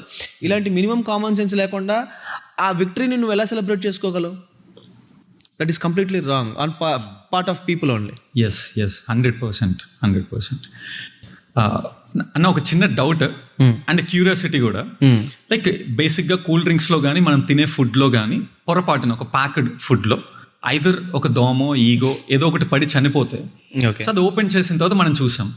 సో అలాంటి కేసెస్ కూడా ఫైల్ చేస్తారా? ఫైల్ చేసి డబ్బులు కూడా తీసుకుంటారు అని విన్నాను నేను. సో నిజంగా అది ట్రూ అయినా? 100% ట్రూ అది. సో నీకు ఒక కేస్ స్టడీ చెప్తాను అయ్యప్ప. సో ఒక బిజినెస్ మ్యాన్ ఒక బిజినెస్ క్లాస్ టికెట్ కొనుక్కొని దాంట్లో కూడా ఒక ప్రీమియం లంచ్ ఆర్డర్ చేసుకొని ఆయన తింటా ఉన్నాడు. వెన్ హీఈస్ ఈటింగ్ ఒక దాంట్లో చిన్న బగ్ వచ్చింది, చాలా స్మాల్ బగ్ దాంట్లో రావటం వల్ల అతనేం డిస్కస్ చేయలేదు, ఫొటోస్ తీసుకున్నాడు, చెప్పాడు జస్ట్ క్యాజువల్గా ఏంటిది అంతా అని చెప్పేసి. అంటే సారీ ఫర్ ద ఇన్కన్వీనియన్స్ అని చెప్పేసి అని వాళ్ళు ఒక వేరే ఒక మీల్ ఇవ్వటం ఇంకోటి చేశారు. His job is done and దిగిపోయారు. ఫ్లైట్ దిగిపోయిన తర్వాత he simply filed a case before consumer forum. Output ఏంటి ఎక్స్పెక్ట్ చేయగలవా? అంటే మేబీ వీళ్ళు వచ్చి సారీ చెప్పటమో బై మిస్టేక్ అనుకోవటమో, లేకపోతే ఆల్రెడీ ఫుడ్ అయితే రీప్లేస్మెంట్ చేశారు కాబట్టి ఏదో ఒక అపాలజీ లెటర్ ఏమైనా ఇవ్వచ్చు. అతనికి 92 లక్షలు ప్యాకేజ్ ఇచ్చారు డబ్బులు. 92 లక్షలు డెసిషన్ ఇచ్చేటప్పుడు చెప్పిన వర్డింగ్స్ ఏంటంటే in a business he's a business person in a business class ticket extra premium food order చేసుకున్నప్పుడు how can I expect a bug in that food అని చెప్పేసి అని ఆయన అడిగిన ప్రశ్నకి yes absolutely what you said is absolutely true అని చెప్పేసి 92 లక్షలు ఇచ్చారు. 92 లక్షలు. అండ్ ఇంకొకటి కూడా చెప్తాను, చెన్నైలో ఒక పోస్టల్ సర్వీస్లో 29 రూపీస్ 50 పైసా ఒక పోస్ట్ చేసినందుకు. ఓకే. ఆ పోస్ట్కి అతను పేమెంట్ 30 రూపీస్ ఇచ్చారు. 50 పైసా ఏదండి అంటే 50 పైసా ఇవ్వలేదు. సరే ఫోన్పే చేస్తాను అని చెప్పేసి అని అన్నారు. ఫోన్పే చేస్తానని అన్నారు. అని అంటే లేదండి డిజిటల్ ఆన్లైన్ పేమెంట్స్ మా దగ్గర లేవండి అని చెప్పేసి అని అన్నారు. సరే అని చెప్పేసి అని he have posted that letter. ఆ బిల్ మీద 29.50 అని ఉంది. సో ఇమీడియట్లీ ఆయన ఒక లెటర్ రాశారు అక్కడ అథారిటీస్కి, మీరు నా 50 పైసా ఇవ్వలేదు అన్నట్టుగా ఒక రిప్రజెంటేషన్ లాంటిది ఇచ్చారు. Immediately he have gone to consumer forum local. ఆయన ఫైల్ చేశారు. ఫైల్ చేసిన తర్వాత రిజల్ట్లో ఆయనకు 15,000 ఇచ్చారు. ఓకే. 50 రూపాయి కోసం 15,000 ఇచ్చారు. ఎందుకు అని అంటే when you are quoting some amount 29.50 you have to maintain that 50 paisa change. We expect that నువ్వు మెయింటైన్ చేస్తావని. నువ్వు మెయింటైన్ చేయకుండా పోనీ యూపీఐ కూడా ప్రొవిజన్ ఇవ్వకుండా, ఇవేం ప్రొవిజన్స్ ఇవ్వకుండా ఆ 50 పైసా ఏవైతే ఉన్నాయో అది మీరు తీసుకున్నట్ట, మీ అఫీషియల్స్ తీసుకున్నట్ట అని క్వశ్చన్ చేసి అతనికి కాంపన్సేషన్ గా 15,000 రూపీస్ ఇచ్చారు. సో ఇట్లాంటివి బేసిక్ గా జరుగుతాయి సొసైటీలో. There is a possibility. Crazy. And personally like as a digital marketing company chairman, so నాకు కొన్ని డౌట్స్ ఉన్నాయి. ఏంటి అంటే ఈ మధ్య డాక్టర్స్ ఇన్ఫ్లుయెన్సెస్ గా మారుతున్నారు. Of course it's need of our trend ఉంది కాబట్టి it's mandatory. But crazy thing ఏంటి అంటే influences are becoming doctors. True. So వాళ్ళకి క్రేజ్ ఉంది కాబట్టి వాళ్ళు ఏదో ఒక నేను తెప్పిస్తానంటాడు, సో నేను సర్జరీ చేసేస్తా అంటారు. సో ఇలా చేసి ఇన్ఫ్లుయెన్సెస్ డాక్టర్స్గా మారి they are killing lot of people. So without knowledge. So like దీని మీద అసలు ఎలాంటి యాక్షన్స్ తీసుకోవచ్చు, దీని గురించి యాజ్ ఎ లాయర్ మీరేం అడ్వైజెస్ ఇస్తారు? బేసిక్గా డాక్టర్ దగ్గరికి వెళ్ళటంలో ఒక ప్రిస్క్రిప్షన్, ఒక ఓపీ రాయించుకుంటాము, ఒక ప్రిస్క్రిప్షన్ ఉంటుంది, మెడిసిన్ ఉంటుంది, ఒక ట్రీట్మెంట్ ప్రొసీజర్ ఉంటుంది. ఇప్పుడు ఈ సో కాల్డ్ ఎవరైతే డిజిటల్ మార్కెటింగ్ యూజ్ చేసుకొని డాక్టర్స్ అని చెప్పుకుంటున్నారో వీళ్ళు బేసికల్లీ కాస్మెటాలజీ మీద ఎక్కువ కాన్సన్ట్రేట్ చేస్తున్నారు. నీకు హెయిర్ గ్రోత్ తెప్పిస్తాం, నీకు లిప్ లైన్ ప్రాపర్ చేస్తాం, ఐబ్రో లైన్ ప్రాపర్ చేస్తాం, స్కిన్ బ్రైటన్ చేస్తాం, బియర్డ్ తెప్పిస్తాం. ఇవన్నీ కూడా ఎవరైతే people who are insecured about their beauty, God have given our own beauty, దాంట్లో ఎవరైతే ఇన్సెక్యూర్డ్ ఉంటారో, అమ్మో నాకు జుట్టు ఊడిపోయిందనో, అమ్మో నేను నల్లగున్నానో, నాకు పెళ్లి జరగదనో, నేను బరువు తగ్గితేనే నాకు పిల్లనిస్తారనో, ఇట్లాంటి ఒక పర్సెప్షన్స్ మైండ్లో పెట్టేసేసుకొని స్పీడీ వాటి కోసం అని చెప్పేసి అని వాళ్ళు ఎవరు ఇన్స్టాగ్రామ్లో ఫేమస్గా కనిపిస్తే, ఎక్కువ ఫాలోవర్స్ కనిపిస్తే వాళ్ళ దగ్గరికి వెళ్ళిపోవడం జరుగుతుంది. ఎగ్జాక్ట్లీ. సో దాంట్లో ఉన్న ప్లస్లన్నీ మైనస్లన్నీ ఒక ప్రాపర్ డర్మటాలజిస్ట్ని కలిసామనుకోండి, he can guide you properly. But these influencers ఎలా ఉన్నారంటే they will have some package. వాళ్ళ మెడిసిన్ కూడా మీరు ఏదైతే కాంబినేషన్ చూసారనుకోండి, I have seen some combinations of their medicines. వాళ్ళ బ్రాండింగ్ ఉంటుంది, పలానా XYZ అనే ఒక టాబ్లెట్ ఉంటుంది, XYZ వెనకాల తిప్పితే దీంట్లో ఫ్లాక్సీడ్ ఆయిల్ 50 mg అని ఉంటుంది. అసలు ఈ 50 mg సర్టిఫైడ్ అని చెప్పేసి వాళ్ళు రాస్తారు. ప్రాపర్ డర్మటాలజిస్ట్ దగ్గరికి వెళ్తే చెప్తారు, ఇంత మెడిసిన్ ఇంత MG ఆఫ్ ఈ పర్టికులర్ ఇది తీసుకోవచ్చు, ఇంత MG ఆఫ్ ఇది తీసుకోవచ్చు అని చెప్పేసి అని ఒక టాబ్లెట్లో ఉండే రేషియో అని చెప్పగలరు. బట్ ఇక్కడేం చేస్తున్నారు వీళ్ళు, ఒక టాబ్లెట్ ఇస్తారు, ఆ టాబ్లెట్కి నేము పేరు ఏముండదు, కానీ ఆ టాబ్లెట్ని వీళ్ళు మాత్రమే అమ్ముతారు. వీళ్ళు ఎప్పుడైతే మనం వీళ్ళతో ప్యాకేజ్ కట్టడం ఆపేస్తామో ఈ టాబ్లెట్ మన దగ్గర రాదు. ఈ టాబ్లెట్లో వాళ్ళు వాడే కాంబినేషన్స్ ఏంటి, కాంపోనెంట్స్ ఏంటి, ఇవన్నీ మనం స్టడీ చేయడానికి పర్మిషన్ ఇవ్వరు. అడిగితే మేము ఎక్కడో పర్మిషన్ తెచ్చుకున్నాము, అందులో నుంచి చేపిస్తున్నాం అని చెప్పేసి మనల్ని అంటారు. సో కామనర్కి వాళ్ళు ఇన్ఫ్లుయెన్సింగ్ స్ట్రాటజీ వాడి ఇది యూజ్ చేసుకునేలాగే చేస్తున్నారు తప్ప ప్రొఫెషనల్ కోర్సెస్ లైక్ డర్మటాలజీ, కాస్మెటోఎంట్రాలజీ వీటి దగ్గరికి వెళ్ళడానికి మనకి ఇంట్రెస్ట్ లేకుండా వీళ్ళు ఏదో హైటెక్గా ఏదో చేసేస్తున్నారు, ఇన్స్టెంట్గా రిలీఫ్ ఇచ్చేస్తున్నారు అని చెప్తున్నారు. ఎంతో మంది స్కిన్ డాక్టర్స్ అసలు తలలు బాదుకొని చెప్తున్నారు, అక్కడ దగ్గరికి వెళ్ళమాకండి, మీ హెయిర్ ఫాల్కి మీరు ఇమీడియట్గా ర్యాపిడ్ హెయిర్ వస్తుంది, కానీ దాని పక్కన మీ సబ్ కాన్షియస్గా మీకు తెలియకుండా వేరే లాట్ ఆఫ్ సైడ్ ఎఫెక్ట్స్ వస్తున్నాయి అని చెప్పి చాలా ఎడ్యుకేట్ చేస్తున్నారు ఇప్పటికీ మన డాక్టర్స్. బట్ ఎవ్వరు వినడానికి ఇష్టపడట్లేదు. పీపుల్ వాంట్ ఇన్స్టెంట్ రిలీఫ్, అంతే. ఇన్స్టెంట్ రిలీఫ్స్ కోసమే వెళ్తున్నారు and they are taking advantage of it, influencers అనేది. It is completely wrong. But so ఇప్పుడు ఇలాంటి పీపుల్ దొరికితే వాళ్ళకి ఎలాంటి థ్రెట్స్ ఉంటాయి? ఇలాంటి నెగిటివ్ ప్రమోషన్స్ ఇలాంటివి చేయడం ప్రాబ్లమాటిక్. కాబట్టి ఎవరైతే అగ్రీవ్డ్ పార్టీ, నష్టపోయిన వాళ్ళు ఎవరైతే ఉంటారో, ప్రాపర్ అడ్వకేట్ దగ్గరికి వెళ్ళి బాస్ ఇది పరిస్థితి అని చెప్పేసి క్లియర్గా ఎక్స్ప్లెయిన్ చేసుకోగలిగితే they can give you relief. వాళ్ళ మీద కేసు ఫైల్ చేయటమో, మీ కాంపన్సేషన్ తెప్పించటమో, లేదా వాళ్ళ మీద పీనలైజ్ చేసి క్రిమినల్ కేసెస్ పెట్టి ఏదో ఒకటి చేస్తే తప్ప ఇది ఆగేలా లేదు. Because they are not doctors. Professionally మనం డాక్టర్స్ డే రీసెంట్ సెలబ్రేట్ చేసుకుంటాం జూలై 1st. ఈ డాక్టర్స్ ఇంత గౌరవించి ఇంత సెలబ్రేట్ చేసుకుంటున్నాం మనం. At the end of the day doctors దగ్గరికి కాకుండా వేరే ఎవరో ఇన్ఫ్లుయెన్సర్స్ దగ్గరికి వెళ్ళి వాళ్ళ దగ్గర మోసపోవడం అనేది very bad. Yes, exactly. And ఈ మధ్య ఐఎంఏ కొన్ని రూల్స్ రిలీజ్ చేసింది. పేషెంట్స్ ఫేసెస్ కానీ ఆర్ ప్రొసీజర్స్ కానీ ట్రీట్మెంట్ కానీ ఎక్కడా కూడా సోషల్ మీడియాలో పెట్టకూడదు, ఏ ఆన్లైన్ ప్లాట్ఫామ్లో రిలీజ్ చేయకూడదు అని చెప్పి. బట్ స్టిల్ కొంతమంది డాక్టర్స్ దాన్ని పట్టించుకోకుండా, దాన్ని సీరియస్గా తీసుకోకపోవటం వల్ల, ఈవెన్ డిజిటల్ మార్కెటింగ్ పీపుల్ కూడా దాని గురించి ఎడ్యుకేట్ చేయకపోవటం వల్ల పేషెంట్స్ని సోషల్ మీడియాలో డైరెక్ట్గా పెట్టేస్తూ ఉన్నారు. దాని మీద మీరేం మాట్లాడతారు యాజ్ ఎ లాయర్గా? డాక్టర్స్కి ప్రమోట్ చేసుకోవడానికి వీల్లేదు. ఎందుకంటే ఒక క్లయింట్ సీక్రెసీ అనేది, ఒక పేషెంట్ సీక్రెసీ అనేది కూడా అది మెయింటైన్ చేయాలి డాక్టర్స్ అనేవాళ్ళు. So in rush to get more and more leads and referrals వాళ్ళు ఇంకా ప్రమోట్ చేసేసుకుంటున్నారే తప్ప, if someone questions about it they will face a problem. ఖచ్చితంగా వాళ్ళు ప్రాబ్లం ఫేస్ చేస్తారు. బేసిక్గా మన డాక్టర్స్ కూడా నేను ఇంతమందిని ట్రీట్ చేశాను, ఇంత ట్రీట్మెంట్ ఇచ్చాను, ఇది కూడా నా క్లయింట్ టెస్టిమోనియల్స్ అని చెప్పేసి ఈ మధ్య చెప్తున్నాం. సడన్గా ఒక లేడీ వస్తారు, లేడీ వచ్చి ఏమ్మా ప్రెగ్నెన్సీ ఎప్పుడు ఏం తిన్నావు అనగానే, నేను ఇప్పుడే నేరేడు పండు తిన్నానండి అనగానే, నేరేడు పండు తిన్నావా అని చెప్పి టక్మన్ కట్ చేస్తే డాక్టర్ గారు వచ్చి నేరేడు పండు తినకూడదు ప్రెగ్నెంట్ లేడీస్ అని. Video should be educating. That doesn't mean వీడియోలో ఆ కంటెంట్ ఎవరైతే క్లయింట్ ఉన్నారో వాళ్ళ ఫేస్ రివీలింగ్గా ఉండకూడదు. వాళ్ళు ఎడ్యుకేట్ చేసినంత వరకు it is fine. Client face reveal అయితే మాత్రం they have to face problems. So in case వాళ్ళు కేస్ ఫైల్ చేస్తే, అదే కేసు ఫైల్ చేస్తే వాళ్ళకి సేమ్ పర్మిషన్స్ దగ్గర ప్రాబ్లమ్స్ ఫేస్ చేయాల్సి వస్తుంది ఐఎంఏ దగ్గర. Yes got it. So that is not correct. That is not correct and should not be entertained. Digital marketing people should educate them saying that ఇట్లాంటివి మీరు చేయవాకండి, it is wrong to do అని చెప్పేసి అని మీరే educate చేయాలి. Yeah exactly. మేము చేస్తున్నాం, but lot of digital marketing companies are not doing it. వాళ్ళు రీడ్స్ జనరేట్ చేసుకోవడం కోసం, వాళ్ళ ప్రమోషన్ చేసుకోవడం కోసం they are in a rush to get more and more referrals, but people like you have to educate them. Yes, exactly. అన్న ఇంకొకటి ఏంటి అంటే, లైక్ ఈ మధ్య ట్రెండ్ని అందరూ ఫాలో అవుతున్నారు, ఎవ్రీబడి. సో రీసెంట్గా మన ఆపరేషన్ సింధూర్ జరిగినప్పుడు blood and water can't float together అని చెప్పి ఒక కొటేషన్ ఒకటి మన వాళ్ళు పాస్ చేశారు. అయితే దాన్ని అడ్వాంటేజ్గా ట్రెండ్ మార్కెటింగ్ ఒక మూమెంట్ మార్కెటింగ్ చేద్దామని చెప్పి ఒక doctor, urologist, blood and urine can't flow together అని చెప్పి ఒక స్టేట్మెంట్ రిలీజ్ చేసి బ్రాండింగ్ చేసుకున్నారు.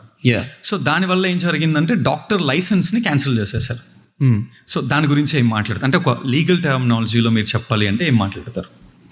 When country is in high alert, కంట్రీలో ఒక అన్రెస్ట్ జరిగింది, అన్రెస్ట్ యాక్టివిటీ జరిగిన తర్వాత కంట్రీ హై అలర్ట్లో ఉంది. ఇంకొక కంట్రీ మనం వేరే వాళ్ళం ఫేస్ చేస్తున్నాం, ఒక కాంపాక్ట్ సిచ్యువేషన్ ఫేస్ చేస్తున్నాం. ఆల్ ఓవర్ ది వరల్డ్ ఒక కంట్రీని ఇంకొకళ్ళు సపోర్ట్ చేయటం, ఇంకొకళ్ళు సపోర్ట్ చేయటం, there are multiple supports have been taking place. ఇలాంటి సిచ్యువేషన్లో ఒక Indian word or whatever the countries word, ఒక కంట్రీ ఒక వర్డ్ని బయటకు చెప్పినప్పుడు దీన్ని సర్కాస్టిక్ గానో లేకపోతే వాళ్ళ బిజినెస్ ప్రమోషన్ కోసం చేసుకోవడం అనేది it's a foolish thing. Because మనకి కుంభమేళా జరిగింది రీసెంట్గా. కుంభమేళా జరిగినప్పుడు పీపుల్ తప్పిపోతున్నారని తెలిసి ఒక గమ్ కంపెనీ, మా గమ్ వాడండి ఫ్యామిలీ అంతా కలిసే వెళ్ళొచ్చు అని చెప్పేసి ప్రమోట్ చేస్తున్నారు. దిస్ ఈజ్ ఫన్, సర్కాస్టిక్ గా ఉన్నా నవ్వుకుంటాం కాసేపు, బాగుంది కదా అని.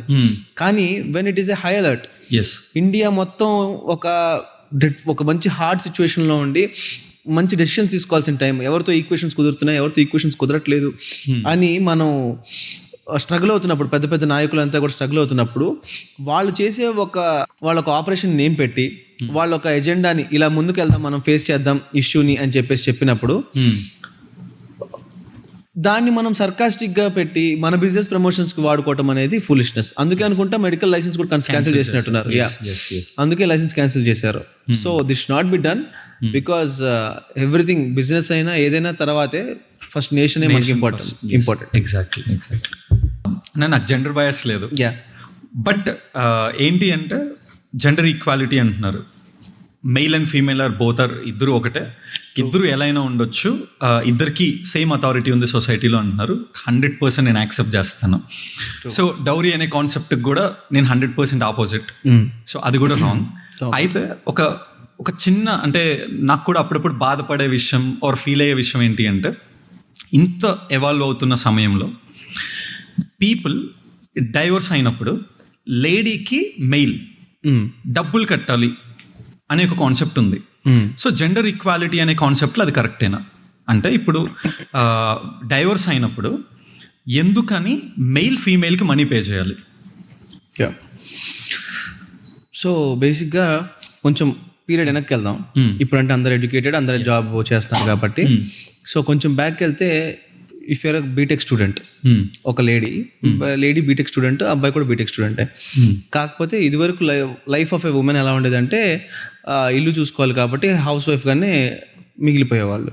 వాళ్ళు ఎంత ప్రొఫెషనల్ కోర్స్ చేసినా, బీటెక్ అయినా ఎంబీబీఎస్ అయినా, కొంతమంది మెజారిటీ హౌస్లోనే ఉండేవాళ్ళు. సో వీళ్ళు ఫ్యామిలీ లైఫ్ స్టార్ట్ చేసిన తర్వాత వీళ్ళు ఇల్లు చూసుకుంటూ, పిల్లల్ని చూసుకుంటూ, ఆఫ్టర్ ప్రొక్యూరేషన్ ఆఫ్ చిల్డ్రన్ పిల్లల్ని చూసుకుంటూ ఒక పీరియడ్ ఆఫ్ 10 years అయిపోయింది అనుకుందాం. లెట్స్ అది ఇయర్లో అయినా ఇష్యూ జరగచ్చు, బట్ 10 years అయింది అనుకుందాం. ఈ 10 years అయిపోయిన తర్వాత అన్ఫార్చునేట్ డే అతను వచ్చేసి, నువ్వు నాకు నచ్చలేదు, లేకపోతే నీకు నాకు క్లాషెస్ ఉన్నాయి, మనస్పర్ధలు వచ్చినాయి, నీకు నాకు సెట్ అవ్వట్లేదు అని చెప్పేసి అని లెట్స్ టేక్ డైవర్స్ అని అన్నాడు. Okay, can she go 10 years back and అక్కడి నుంచి స్టార్ట్ చేయగలుగుతా? ఇమీడియట్ గా బీటెక్ అయిపోయిన లైఫ్ ఆర్ మెడిసిన్ అయిపోయిన లైఫ్ నుంచి తను స్టార్ట్ చేయగలదా? Not possible. No, she can't. So ఇప్పుడున్న పాసిబిలిటీని బట్టి ఏంటంటే, అందరూ చదువుకున్న తర్వాత అందరూ జాబ్కి ఇంపార్టెన్స్ ఇస్తున్నారు కాబట్టి ఇప్పుడు మెయింటెనెన్స్ అనేవి పర్మనెంట్ ఎలిమోనీస్ అయిపోయినాయి. పర్మనెంట్ ఎలిమోనీస్ అంటే వన్ టైం సెటిల్మెంట్ లాగా, ఓకే మీరు నేను విడాకులు తీసుకోవాలనుకుంటే ఇంత అమౌంట్ పే చేస్తే అయిపోతుంది కదా అని. అందుకని ఇప్పుడు పర్మనెంట్ ఎలిమోనీస్ ఉన్నాయి. ఇది వరకు ఇంటరిమ్ మెయింటెనెన్సెస్ ఉండేవి. ఇంటరిమ్ మెయింటెనెన్స్ అంటే pending the case or after the case ఆవిడకి నెలసరి ఇంత అమౌంట్ పే చేసేలాగా ఇంటరిమ్ మెయింటెనెన్స్ అనేది కోర్టు గ్రాంట్ చేయడం జరుగుతుంది. ఓకే, కానీ ఇందులో ఒకటి ఏంటంటే, ఈక్వాలిటీ అని అన్నారు కాబట్టి హస్బెండ్ కూడా అతని ఎంప్లాయీ కాకపోతే వైఫ్ ఎంప్లాయీ అయితే he can also file for maintenance. అది కూడా ఉంది. యా, సో మగవాళ్ళకి కూడా డబ్బులు వస్తాయి, మగవాళ్ళు కూడా ప్రొటెక్షన్లోనే ఉన్నారు, ఇబ్బంది ఏం లేదు. ఓకే. బట్ అంటే లైక్ రియల్లీ ఇప్పుడున్న సిచ్యువేషన్ ఇద్దరు జాబులు చేస్తున్నప్పుడు ఈ ఇంటరిమ్ మెయింటెనెన్స్ అనేది ఏదైతే ఉంటుందో, నెలవారీ ఇబ్బందులు ఏదైతే ఉన్నాయో దీన్ని ఓవర్కమ్ అవడానికి పేమెంట్ చేయడానికి కుదరదు. ఎందుకంటే when wife or husband is working. కానీ వీళ్ళు సెటిల్ చేసుకునేటప్పుడు ఇష్యూ వాళ్ళు పర్మనెంట్ అలిమోనీ. సరే, నేను నీకు నేను సపరేట్ అవుతున్నాను కాబట్టి నీకింత, నాకింత, మీరు పెట్టిన బంగారం ఇంత, మీరు పెట్టిన డబ్బులు ఇంత, మీరు పెళ్లికి ఇంత ఖర్చు అయింది, మాకు పెళ్లికి ఇంత ఖర్చు అయింది, ఇవన్నీ సెటిల్ చేసుకొని పక్కకు వచ్చేస్తున్నారు. So that's it. తప్ప ఇంటరిమ్ మెయింటెనెన్స్ అనేది ఎవరైతే వర్క్ చేయరో పార్ట్నర్, ఆ వర్క్ చేసే పార్ట్నర్ దగ్గర నుంచి అడిగే రైట్ ఇద్దరికి, ఆ పార్ట్నర్ కి ఉంది. Okay, either male or female, అడగొచ్చు. ఓకే, గాట్ ఇట్ అన్న, thank you for clearing. And అన్న, ఇప్పుడున్న సినారియోలో రైట్ నౌ ముఖ్యంగా ఏఐ ఎవాల్వ్ అయిన తర్వాత మనకు ఒక వీడియో కాల్ వస్తుంది. వీడియో కాల్ లిఫ్ట్ చేసేస్తాం. సో దానికి రిలేటెడ్గా లైక్ వాళ్ళని ఏదో టార్చర్ చేయటం కానీ, ఏదో రికార్డ్ చేసేసుకోవడం కానీ, అంటే kind of cyber crime. So దీనివల్ల ఒక ఆడపిల్ల అవ్వచ్చు, మగ పిల్లవాడు అవ్వచ్చు, వాడి లైఫ్ అంతా స్పాయిల్ అయిపోతుంది జస్ట్ బికాస్ ఆఫ్ ఒక వీడియో కాల్ని యాక్సెప్ట్ చేయడం వల్ల. సో దీని మీద ఏం చెప్తారు యాజ్ ఎ లాయర్? బేసిక్గా అన్నోన్ నెంబర్ నుంచి వీడియో కాల్స్ వచ్చినప్పుడు యాక్సెప్ట్ చేయకూడదని ఫస్ట్ ఇన్ఫర్మేషన్ ఇస్తాం ఎవరికైనా. వీడియో అన్నెసరీ కాల్స్, పైగా రెగ్యులర్గా ఎవరైనా కాల్ చేయాలనుకుంటే మనకి త్రూ డైరెక్ట్ కాల్ చేస్తారు. వాట్సాప్ కాల్, ఇన్స్టాగ్రామ్ కాల్ వాళ్ళు చేయరు. So Instagram calls, WhatsApp calls వచ్చినప్పుడు ఆన్సర్ చేయమాకండి, ఎందుకంటే ఎవరు చేశారో తెలియదు కాబట్టి జస్ట్ డ్రాప్ ఏ మెసేజ్ చేసిన తర్వాత అది ఎవరో ఆన్సర్ క్లారిటీ తెచ్చుకున్న తర్వాత అప్పుడు మీరు కాల్ చేయొచ్చు కదా అనేదే ఎవరికైనా ఎడ్యుకేట్ చేస్తాం. సో బేసిక్గా నాకు కూడా ఒక ఎక్స్పీరియన్స్ ఏంటంటే, సమ్ మై రిలేటివ్ ఎవరైతే మా ఇంట్లోనే ఉన్నారు, మేమంతా రిలేటివ్స్ కజిన్స్ అంతా కలిసి కూర్చొని ఉన్నాం, వాళ్ళ పేరెంట్స్ సమ్వేర్ ఇన్ విజయవాడ ఉన్నారు. వాళ్ళ మదర్ ఫోన్ చేసి వరీడ్గా ఫోన్ చేసి ఎక్కడున్నావు అని చెప్పేసి కంగారు పడతా ఉన్నారు. ఎక్కడున్నావు కంగారు పడేది ఏంటి, ఇంట్లోనే ఉన్నాను నేను, ఇట్లాగా హర్ష వాళ్ళ ఇంట్లోనే ఉన్నాను అని చెప్పేసి అంటే, కాదు ఏదో ఫోన్ వచ్చింది నాకేం అర్థం కావట్లేదు అని చెప్పేసి అంటే, సో ఏంటి కథ, కంగారు పడకండి హర్షకి ఇస్తాను మాట్లాడని చెప్పేసి నాకు ఇస్తే నేను మాట్లాడాను వాళ్ళ మదర్ తోటి. ఏంటి అని అంటే, she got a random call, పొద్దున్నే వాట్సాప్ కాల్ వచ్చింది. ఓకే, మీ అమ్మాయి ఎవరైతే ఉన్నారో ఇతను డ్రగ్స్ కేసులో ఇట్లా ఇరుక్కుపోయారు, మేము ఇక్కడ అరెస్ట్ చేసేసాము, మీరు ఇప్పుడు ఫలానా ఎక్స్ అనే నేమ్ కదా అని చెప్పేసి అంటే, అవును అంటే ఏది చెప్పింది చేస్తుంది అని చెప్పి, వర్క్ ఎక్కడ చేస్తుంది వర్క్ అని చెప్పి అడిగారంట. యా ఫలానా so and so X and company అని వాళ్ళు వర్క్ చేస్తారు సాఫ్ట్వేర్ అని చెప్పి వీళ్ళ మదర్ ఇన్పుట్స్ ఇవ్వడం జరిగింది 2-3. సో దాన్ని లీడ్ తీసుకొని అతను అది తెలుసు ఇది తెలుసు నాకు, వాళ్ళు అలా మాట్లాడారు ఇలా మాట్లాడారు అని చెప్పేసి started dragging the matter. And money expect చేయగానే పక్క నుంచి వాళ్ళ హస్బెండ్ వచ్చి, ఆగు అసలు ఎవరితో మాట్లాడుతున్నావు ఏం మాట్లాడుతున్నావు అని చెప్పేసి పక్కన కాల్ తీసుకొని, అప్పుడు చూసుకుంటే మాకు తెలిసింది ఏంటంటే, ఎవడో ర్యాండమ్ కాల్ చేసి ఇట్లా మనీని పుల్ చేయడానికి ట్రై చేశాడు. ఇమీడియట్లీ ఆ నెంబర్స్ అన్నిటిని మేము బ్లాక్ చేయగానే అప్పుడు కొంచెం కామ్ అయ్యారు అందరు ఫ్యామిలీ మెంబర్స్ అందరూ కూడా. అప్పటిదాకా లేడీ ఇక్కడ ఉంది కాబట్టి, మా ఇంట్లోనే ఉంది కాబట్టి మా కజిన్, నాకు సరిపోయింది. ఇఫ్ నాట్ బయట ఎక్కడో ఉంది మీటింగ్స్ లో ఉండి కాల్ ఆన్సర్ చేయలేని పొజిషన్ లో ఉన్నారు అనుకుందాం. What is the situation of their parents? ఆ పిల్లల్ని బయట తెచ్చుకోవాలనే తాపత్రయంలో 50,000 కొట్టచ్చు, ₹1,00,000 కొట్టచ్చు, ఎంతైనా కొట్టచ్చు ఆ ఫోన్ పేలో. ఆ ఫోన్ పే ట్రాన్సాక్షన్ ని ఎవరు పట్టుకోలేరు, అది ఎక్కడ పేమెంట్ జరిగింది, ఏ అకౌంట్ జరిగింది అనేది ట్రాక్ చేయడానికి మళ్ళీ it takes lots and lots of efforts. అవును. సో ఇట్లాంటి ఎక్స్పీరియన్సెస్ ఉన్నాయి. I educate every people who I know. నాకు ఎవరెవరు తెలుసో వాళ్ళందరికీ నేను ఎడ్యుకేట్ చేసేది ఏంటంటే, అన్నోన్ వాట్సాప్ కాల్స్ ని ఆన్సర్ చేయకండి. That simple. మోర్ పర్టికులర్లీ మీకు ఈ లింక్ నొక్కండి, మీకు ఏదో బంపర్ ఆఫర్ వచ్చిందని చెప్పి కూడా లింక్స్ వస్తూ ఉంటాయి. Those links are just like traps. ఆ లింక్స్ కొన్నిసార్లు మీరు టచ్ చేయటం వల్ల మీరే ట్రాప్ లో పడి మీ ఫోన్ స్కామ్ అవటం వల్లనో హ్యాక్ అవటమో ఏదో జరుగుతుంది. సో ఇట్లాంటి లింక్స్ కానీ అన్నోన్ నెంబర్ నుంచి వచ్చిన పీడిఎఫ్స్ కానీ ఇలాంటివి డౌన్లోడ్ చేయకండి. అండ్ డౌన్లోడ్ చేసినా అవి యూజ్ చేయకుండా ఉంటే బెటర్ అని నా అభిప్రాయం. Correct. So better to avoid కదా. Better to avoid. సో అన్న ఇంకొకటి, లైక్ ఈ మధ్య కాలంలో అంటే చాలా బాధాకరమైన విషయం, దట్టు మేము చారిటీ జర్నీలో ఉన్నాం కాబట్టి, పేరెంట్స్ చాలా కష్టపడి చదివించి అమెరికాలు పంపించి డాక్టర్లను చేసి సాఫ్ట్వేర్ ఇంజనీర్లు చేసి బిజినెస్ ఓనర్స్ని చేసిన తర్వాత చివరికి పేరెంట్స్ని తీసుకొని వెళ్ళి ఓల్డేజ్ హోమ్లో పడేస్తున్నారు పిల్లలు. సో అంటే అది లైక్ ఎలా దాన్ని చూడాలో ఎలా దాన్ని తీసుకోవాలో కూడా అర్థం కావట్లేదు. అంత కష్టపడి అంత ఎత్తుకు తీసుకొని వెళ్ళిన పేరెంట్స్ని తీసుకొని బరువుగా ఫీల్ అయ్యి ఓల్డేజ్ హోమ్లో పడేయటం ఏంటి? సో అలాంటి కేసెస్ మీరు ఏమైనా డీల్ చేశారా? సో అలాంటి లైక్ ఎవరైతే యంగ్స్టర్స్ ఉన్నారో వాళ్ళకి ఏం అడ్వైజ్ ఇస్తారు? సో మనకు అది సామెత ఉంది కదా, గాలిపటం పైకి వెళ్ళిపోయిన తర్వాత అది వెళ్ళటానికి ఎదగటానికి హెల్ప్ అయిన థ్రెడ్ని అందరూ మర్చిపోతారు, ఓన్లీ ఎగురుతున్న గాలిపటాన్ని మాత్రమే చూస్తారని. ఎగ్జాక్ట్లీ ఆ గాలిపటం అంత హైట్ ఎగరటానికి రీజన్ అయిన థ్రెడ్ని ఎవరు గుర్తించినట్టుగా ఈ గాలిపటం కూడా మర్చిపోతున్నారు. ఏంటంటే థ్రెడ్ లాంటి స్ట్రాంగ్గా ఉన్న పేరెంట్స్ని మన వాళ్ళు ఎక్కడో మర్చిపోతున్నారని నా పర్సనల్ అభిప్రాయం. సో పేరెంట్స్కి వాళ్ళు తీసుకెళ్ళి ఓల్డేజ్ హోమ్లో పడేసి వాళ్ళు పట్టించుకోకపోవటాలు ఇలాంటివన్నీ జరుగుతుంటాయి. ఇన్ కనెక్షన్ టు దిస్ నేను ఒకటి చెప్పాల్సింది ఏంటంటే, పేరెంట్స్ కూడా చాలా మంది ఫోన్లే మా పిల్లోడే కదా అని చెప్పేసి అనుకుంటారు. They can also file cases against their children asking that they are in need in care and protection. వాళ్ళకు కూడా ప్రాపర్ కేర్ కావాలి, డబ్బులు ఖర్చులు కావాలి అని చెప్పేసి అని. Every parent is not a pensioner. Okay, every parent is not self-earning even after 60 years or some particular age. ఆ పర్టికులర్ ఏజ్ దాటిన తర్వాత వీళ్ళని చూసుకోవడానికి సెల్ఫ్ సర్వింగ్కి ఎన్నాళ్ళు వాళ్ళు దాచుకున్న ఫండ్స్ అనేది వాళ్ళకి హెల్ప్ అవుతాయి. So children have their duty towards their parents. Love and affection పక్కన పెట్టినా they have duty to look over their parents.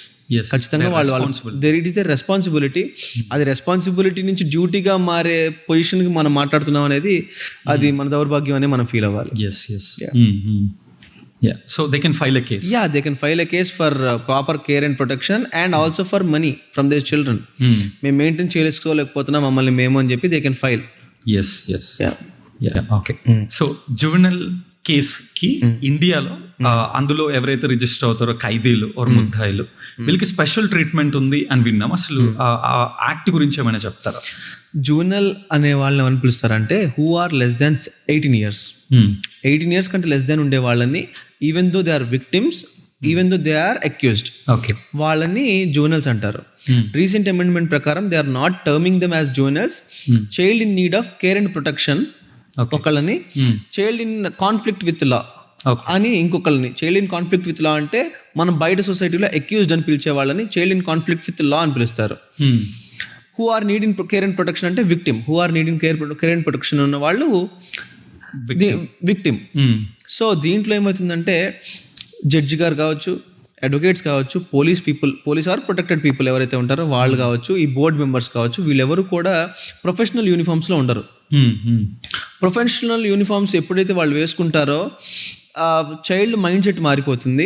And child mind set కొంచెం క్రిమినల్ మైండ్ సెట్కి, నన్ను పోలీసులు తీసుకెళ్ళిపోయారు, నన్ను జడ్జి గారి ముందు నిల్చోబెట్టారు అనేది సంథింగ్ నెగిటివ్ ఆ మైండ్లోకి ఎక్కించుకుంటాడు అనే ఒక మెయిన్ మోటివ్ మీద దాన్ని కోర్టు బిల్డింగ్లోంచి కూడా సెపరేట్గా ఒక కాంప్లెక్స్ తీసుకొని, సెపరేట్ బిల్డింగ్ తీసుకొని, ఈ రెగ్యులర్ జడ్జి గారు కూడా ఎవరైతే ఈ కోర్ట్ కాంప్లెక్స్లో ఉంటారో ఆ కోర్ట్ కాంప్లెక్స్కి వెళ్ళి రెగ్యులర్ అడ్వకేట్స్ ఎవరైతే వేరే దగ్గర ప్రాక్టీస్ చేసుకుంటారో వాళ్ళ బ్లాక్ కోట్ అండ్ రోబ్స్ తీసేసి, పోలీస్ కూడా వాళ్ళ యూనిఫామ్ తీసేసి, if not police some other authority ఎవరైతే ఉంటారో వాళ్ళు టేక్ ఛార్జ్ తీసుకునే వాళ్ళు, వాళ్ళు కూడా ఛార్జ్లో ఉన్నవాళ్ళు సివిల్ డ్రెస్లో వచ్చి ఒక రెగ్యులర్ చిట్ చాట్ లాగా కూర్చొని మాట్లాడతారు.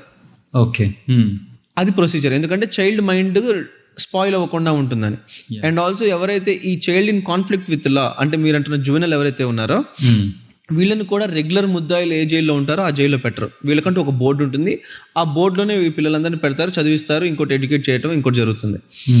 సో ఈ చైల్డ్ ఎవరైతే ఉన్నారో రెగ్యులర్ అఫెన్స్ చేసిన ఒక రెగ్యులర్ జైలుకి ఎవరైతే ఒకవేళ కనుక పంపించడం జరిగితే వెరీ యంగ్ ఏజ్లో, వెరీ ఎర్లీ ఏజ్లో ఇతన్ని స్పాయిల్ చేయడం చాలా ఈజీ అండ్ క్రైమ్కి బానిసైపోతాడు అనే దీని మీద ఒక బోర్డు పెట్టి దాంట్లో బోర్డులోనే ఇతను ఉండాలి, ఇతను అందులో చదువుకోవాలని చెప్పేసి ఒక జూనియల్ జస్టిస్ అనేది తీసుకొచ్చారు. Now we are terming it as child in conflict with law అని టర్మ్ చేస్తున్నాం వాళ్ళని. యా, సో నా జనరల్గా కామన్ పీపుల్కి ఉండే ఒక క్వశ్చన్ ఏంటి అంటే, ఈవెన్ నాకు కూడా కోర్టుకు వెళ్తే తరతరాలు కోర్టు చుట్టూ తిరగాలి, ఇప్పుడల్లా ఇది సాల్వ్ అవ్వదు అని చెప్పి చాలా మంది ఈవెన్ ఫైల్ చేయరు, కోర్టు జోలికి వెళ్ళరు. సో అసలు నిజంగా మీరు ఆ ఫీల్డ్లో ఉన్నారు, అక్కడే ఉన్నారు కాబట్టి తరతరాలు పట్టే వరకు వెయిట్ చేయాలా? సో బేసిక్గా దీంట్లో 2 వ్యూస్ ఉన్నాయి అయ్యప్ప. ఒకటి ఏంటంటే ఎస్ తరతరాలు పట్టే కేసెస్ కూడా ఉంటాయి. ఎందుకంటే లోవర్ జ్యుడిషియరీ, డిస్ట్రిక్ట్ జ్యుడిషియరీ దగ్గర నుంచి స్టార్ట్ చేసుకుంటే సుప్రీంకోర్టు దాకా కేసు వెళ్ళడానికి it takes lots and lots of time and effort as well. Okay, efforts కూడా టైం అంతే తీసుకుంటాయి. ఇంకోటి ఏంటంటే ఈ మధ్య కాలంలో మీరు అబ్జర్వ్ చేస్తే తరతరాలు పట్టే కేసులు అంటూ లేవు. ఎందుకు అని అంటే ఈ మధ్య స్టేషన్ సెటిల్మెంట్స్ ఎక్కువైపోయినాయి. బయట సెటిల్మెంట్లు, స్టేషన్ సెటిల్మెంట్లు ఎక్కువైపోయినాయి. People are fed up of this period. కోర్టుకి వెళ్ళాలంటే ఒక 10 సంవత్సరాలు లాయర్ గారు తిప్పుతూ ఉంటారు, జడ్జి గారు తిప్పుతూ ఉంటారు అనే ఒక మైండ్ సెట్లోకి ఎక్కడ వచ్చేసారు పీపుల్. ఇన్స్టెంట్నెస్ కోసం చూసుకుంటూ ఇన్స్టెంట్ సెటిల్మెంట్స్, ఎవరున్నారు అఫీషియల్స్, పోలీస్ అఫీషియల్ పలానా ఎవరున్నారు కదా వాళ్ళ దగ్గరికి వెళ్ళి కూర్చోబెట్టేస్తే పని అయిపోతుంది, నీకింత నాకింత నీకింత ఓకే అని చెప్పి సెటిల్ చేసేసుకోవడానికి చూసుకుంటున్నారు ఎక్కువ శాతం. బట్ జ్యుడిషియరీకి వచ్చేసరికి ఒకవేళ జస్టిస్ కనుక ఒకవేళ డిలే జరిగినా ప్రాపర్ రైట్ఫుల్ ఓనర్గా మిమ్మల్నే గుర్తిస్తారు ఒక ఎండ్ ఆఫ్ ద డే అనేది నేను బాగా నమ్ముతాను. ఒక చిన్న కేస్ స్టడీ ఏంటంటే అయ్యప్ప, దీంట్లో రీసెంట్గా ఒక బామర్దులు 2 ఉన్నారు. బావ కొంచెం చదువుకొని గవర్నమెంట్ ఉద్యోగం చేస్తున్నాడు, బావమరిది పొలం పని చేసుకుంటుంటాడు. ఇతను ఒక డబ్బులు ఎప్పుడో తీసుకున్నాడంట, ఒక 9 లక్షలు. ఎవరు? పొలం పని చేసుకునే అతను. దాదాపు ఒక 10 ఏళ్ళు వేసుకుందాం, 10 ఏళ్ల క్రితం. 10 ఏళ్ల క్రితం తీసుకున్న డబ్బులకి అతను వడ్డీ మీద వడ్డీ కలిపి కట్టిందే దాదాపుగా 20 లక్షల దాకా ఉంటుంది. సరే అయిపోయినప్పటికీ కూడా ఇంకా ఆయన మీటర్ వడ్డీ అంటాం, కాంపౌండింగ్ ఇంట్రెస్ట్ ఇంగ్లీష్లో చెప్పాలంటే, కాంపౌండింగ్ ఇంట్రెస్ట్ వేసి ఇచ్చిన 9 లక్షలకి ఇప్పుడు నువ్వు నాకు 1.5 కోటి రూపాయలు ఇవ్వాలంటాడు. ఎవరు? చదువుకున్న ఈ సర్వెంట్ ఎవరైతే ఉన్నారో అతను. ఈ ప్రాసెస్లో అతను డబ్బులు ఇవ్వలేక ఒక ప్రాపర్టీ ఒకటి ఉంది. ఈ ప్రాపర్టీ ఉంటే దీన్ని రాసే అని చెప్పేసి అంటున్నాడు కదా, నేను నా పిల్లలకి ఇప్పటిదాకా ఏమి ఇచ్చుకోలేదని చెప్పేసి అని ఆయన వాళ్ళ పిల్లలకి ఇచ్చేసుకుందాం అని చెప్పి ఫిక్స్ అయ్యారు. ఈ ప్రాసెస్లో బామరుదులే కదా ప్రామిసరీ నోట్లు ఏమి రాసుకోలేదు ఫస్ట్లో. తర్వాత ఎప్పుడైతే ఈ చెడిందో, ఎవరైతే ఒక పర్సన్ ఉన్నారో ఒక ఫోర్జ్డ్ డాక్యుమెంట్, ఒక ప్రామిసరీ నోట్ మీద సంతకం పెట్టి 50 లక్షలకి ప్రామిసరీ నోట్ సూట్ ఫైల్ చేస్తారు. ఈ ప్రాపర్టీని అటాచ్మెంట్ తీసుకుంటారు. అంటే it should not B sold anyway అన్నట్టుగా. ఈ ప్రాపర్టీని ఎలాంటి సేల్ ట్రాన్సాక్షన్స్, ఇంకోటి ట్రాన్సాక్షన్స్ జరగకూడదు అని చెప్పి ఈ పర్మిషన్ తీసుకుంటాడు. సరే, మన దగ్గరకు వచ్చిన తర్వాత సార్ ఇది పరిస్థితి అని చెప్పారు ముందే. సరే అండి, ఒక 6 months 7 months వెయిట్ చేయండి, ఎంత స్పీడ్గా పాసిబుల్ అయితే. ప్రామిసరీ నోట్ కేసే కదా, అది కూడా సంతకం మీరు పెట్టలేదన్నారు కదా, మనం ఫోర్జరీ ప్లీ తీసుకుందాము. వాళ్ళు ఇమీడియట్గా ఫోర్జరీ దాని మీద కేసు జడ్జి ఎప్పుడైతే మనం అది సంతకం ఫోర్జరీ అని తెలిసిందో, జడ్జి గారు ఖచ్చితంగా మనకి ఫేవరబుల్గా వచ్చేస్తుంది, ఎందుకంటే మీరు కూడా స్ట్రాంగ్గా చెప్తున్నారు కాబట్టి ఫోర్జరీ సంతకం అని చెప్పేసి అని అన్నా. సరే సార్ ఓకే అని అన్నారు ఫస్ట్. తర్వాత లేదులేండి ప్రాపర్టీ అమ్ముకోవడానికి కావాలంటే సరే షూరిటీ అమౌంట్ ఏదైతే ఉందో అది పెట్టండి, వాళ్ళు సూట్ వేసిన అమౌంట్కి షూరిటీ అమౌంట్ పెట్టండి అని చెప్పేసి అన్నాం. వాళ్ళు షూరిటీ అమౌంట్ కూడా పెట్టారు. ప్రాపర్టీ రిలీజ్ చేసిన తర్వాత ఇంకో ఫోర్జ్డ్ డాక్యుమెంట్ క్రియేట్ చేసి ఇంకో సూట్ ఫైల్ చేస్తారు మళ్ళీ ఇదే ప్రాపర్టీ అటాచ్ చేయడానికి. ఇట్లాగా ఆయన్ని ఇబ్బంది పెట్టే ప్రాసెస్లో ఉన్నారు. అమ్మకాలు కొనుగోలు ఏం చేయకూడదు, ఈ ప్రాపర్టీ ఇది నాకే రావాలి అనే మైండ్ సెట్ మీద. నేను సింపుల్ ఎగ్జాంపుల్ ఏం చెప్పానంటే, మిమ్మల్ని ఇలా ఇబ్బంది పెడుతూనే ఉంటారు, ఎన్ని కేసులు వేసినా 1 సంవత్సరం ఆగండి, మీకు నాకు అర్థమవుతుంది మీకు అర్జెన్సీ ఉందని కేసులో, కాకపోతే 1 సంవత్సరం ఆగితే మీకు రూపాయి కూడా కట్టాల్సిన అవసరం లేదు కదా. ఎందుకనంటే ఇది ఫోర్జ్డ్ డాక్యుమెంట్. మీరు జెన్యూన్గా 9 lakhsకి 20 lakhs ఆర్డ్ ఏదైతే అమౌంట్ ఉందో అది కట్టేశారు వడ్డీతో సహా. ఆయన మీ నుంచి ఎక్స్పెక్ట్ చేస్తుంది కాంపౌండింగ్ ఇంట్రెస్ట్. అది బయట కంపెనీ లాస్కో ఇంకో లాస్కో యాక్సెప్టబులే, కానీ బయట తీసుకున్న ప్రామిసరీ నోట్కి వాటికి సంబంధం ఉండదు. సో ఇలా డబ్బులు తీసుకున్నారు కదా, పర్లేదులేండి 1 సంవత్సరం ఆగండి, మనం ఇబ్బంది ఏం లేదు, మనం కేసు గెలవచ్చు అని చెప్పి చాలా గట్టిగా చెప్పాను. యూ డోంట్ ఈవెన్ అదేంటంటే మనం అర్థం చేసుకోలేము అయ్యప్ప వాళ్ళ సిచ్యువేషన్ ఎలా ఉందో. ప్రెషర్ చేసి చేసి చేసి ఎక్స్పెక్ట్ కూడా చేయలేరు మీరు. ఆయన 65 lakhs కడతాను, నన్ను వదిలేసేయండి బాబు అనే పొజిషన్కి వచ్చేసాడు. సో ఇక్కడ నేను 1 year ఆగండి, మీరు రూపాయి కూడా కట్టక్కర్లేదని చెప్పాను. ఆయన లేదు నాకు ఇవాళే అయిపోవాలి కానీ 65 lakhs కడతాను అంటున్నాడు. See, people are in a rush for urgency. Yes. ఇప్పుడు అర్జెంట్గా 60 లక్షలు ఇచ్చేస్తే నాది అయిపోతుంది కదా, నా ప్రాపర్టీ నేను అమ్మేసుకుంటాను కదా, నా బావతో గొడవలు అయిపోతాయి కదా అని అనుకుంటున్నారు. అసలు మీ బావ నీ దగ్గర ఎక్కువ డబ్బులు తీసుకోవడం ఏంటి, నువ్వు తీసుకున్న డబ్బులకి ఇంకా ఇంట్రెస్ట్ ఏంటి, 9 లక్షలకి 10 సంవత్సరాల తర్వాత 1.5 కోటి అవ్వటం ఏంటి. అది ఏ కాంపౌండింగ్ ఇంట్రెస్ట్ వేసినా కానీ అది రూపాయి వడ్డీ వేసినా 40 లక్షలకు వస్తుందేమో, కానీ 1.5 కోటి ఎందుకు అవుతుంది? నో అవ్వదు. సో ఇలాంటి సిచ్యువేషన్లో he was ready. Now the case was also settled. Okay, case was also settled. వాళ్ళ పేమెంట్స్ జరిగిపోయినాయి, రేపో మాపో డాక్యుమెంట్స్ రాసేసుకుంటారు, నీకింత నాకింత కట్టేశారు. ఈ కోర్టుకి కట్టిన 60 లక్షలు కట్టడం ఇన్ ద సెన్స్, ఈ కోర్టుకి కట్టిన 50 లక్షలు ఏదైతే ఉందో అది మీకే. ప్రాపర్టీ నేను రాసుకున్న తర్వాత ఈ 15 లక్షలు కూడా మీకే. ప్రాపర్టీ అమ్మిన తర్వాత 1 కోటి రూపాయలు ఎంత ఆడ్ అమౌంట్ వస్తాయి కదా, దాంట్లో వచ్చి 15 లక్షలు తీసిస్తాను మీకు అని. He was ready for that, for paying 65 lakhs, కానీ ఆయన సంవత్సరం ఆగడానికి రెడీగా లేడు. So people are in urgency and rush to get justice. And అంటే మీరు చెప్తున్నప్పుడు అంటే ఈవెన్ నేను కూడా కొన్ని సిచ్యువేషన్స్ ఏంటి అంటే అఫీషియల్ నాకు తెలియదు. పోలీసులు పంచాయతీలు చేస్తారు, లేదా లాయర్సే పంచాయతీలు చేస్తారు. సో అది అఫీషియల్ అన్అఫీషియల్. బేసిక్గా 2 parties ఆర్గ్యూ చేసుకుంటున్నప్పుడు మీకు నాకు ఒక డిస్ప్యూట్ ఉందంటే, you will hire your advocate, I will hire my advocate. So మీకు నాకు కాన్వర్జేషన్ లేదు, నేను ఎదురు కూర్చుంటే గొడవ పెద్దదవడమే తప్ప తగ్గడానికి స్కోప్ ఉండదు అన్నప్పుడు త్రూ అడ్వకేట్స్ మనం పాస్ ఆన్ చేస్తాం, మన ఇన్ఫర్మేషన్ ఏదైతే పాస్ ఆన్ చేద్దాం అనుకుంటున్నామో. అడ్వకేట్స్ మాట్లాడుకుంటారు, అడ్వకేట్స్ మాట్లాడుకొని మా వాడి రిక్వైర్మెంట్ ఇది, మీ వాడి రిక్వైర్మెంట్ ఇది అని చెప్పి మాట్లాడుకొని they will come to a conclusion. మనకు కూడా చెప్తారు, మనం కంక్లూజన్కి వస్తాం, settlement. This is a proper way to settle the issue. But police are no way concern to take action in civil cases. ఎందుకంటే వాళ్ళ పవర్ ఏంటి, క్రిమినల్ కేసెస్ లా అండ్ ఆర్డర్ని ప్రొటెక్ట్ చేయడమే పోలీసుల పవర్. అంతే తప్ప ఎవరో ఆస్తి తగాద అవుతుంది, ప్రామిసరీ నోట్ తగాద అవుతుంది, డబ్బులు లావాదేవీలతో ఇబ్బంది అవుతుంది అన్నప్పుడు దే హ్యావ్ నో రైట్. పోలీసులకు హక్కే లేదు దాంట్లోకి ఇంటర్ఫియర్ అవడానికి, ఎందుకంటే it is civil in nature. Civil in నేచర్గా ఉన్న ఏ కేసులో కూడా పోలీసులకి హక్కు లేదు. కానీ పీపుల్ స్టార్టెడ్, ఇందాక చెప్పాను కదా example, people started believing more than judiciary, advocates, వీటన్నిటికంటే పీపుల్ స్టార్టెడ్ బిలీవింగ్ పోలీస్.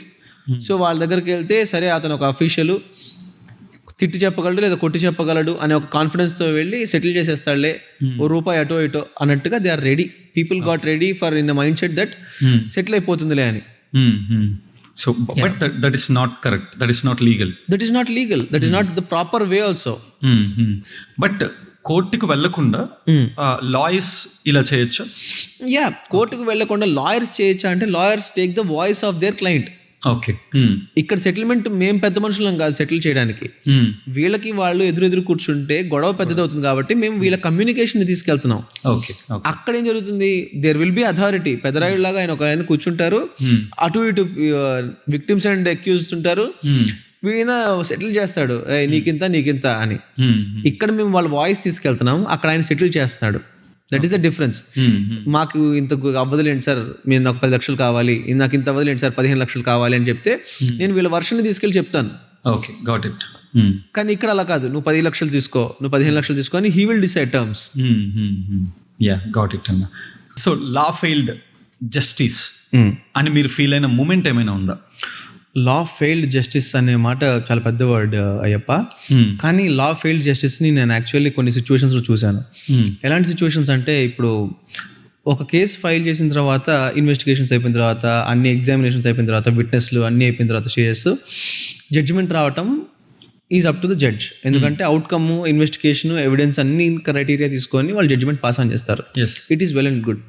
కానీ ఇనీషియల్గా ఎవరైనా ఒక ఎక్స్ అనే ఒక లేడీ వచ్చి ఒక క్రైమ్ రిజిస్టర్ చేసి ఇతను నా మీద సెక్షువల్గా ఇచ్చేసారని చెప్పేసి అని అతని మీద రిపోర్ట్ ఇవ్వగానే immediately after filing an FIR against him he will be sent to jail.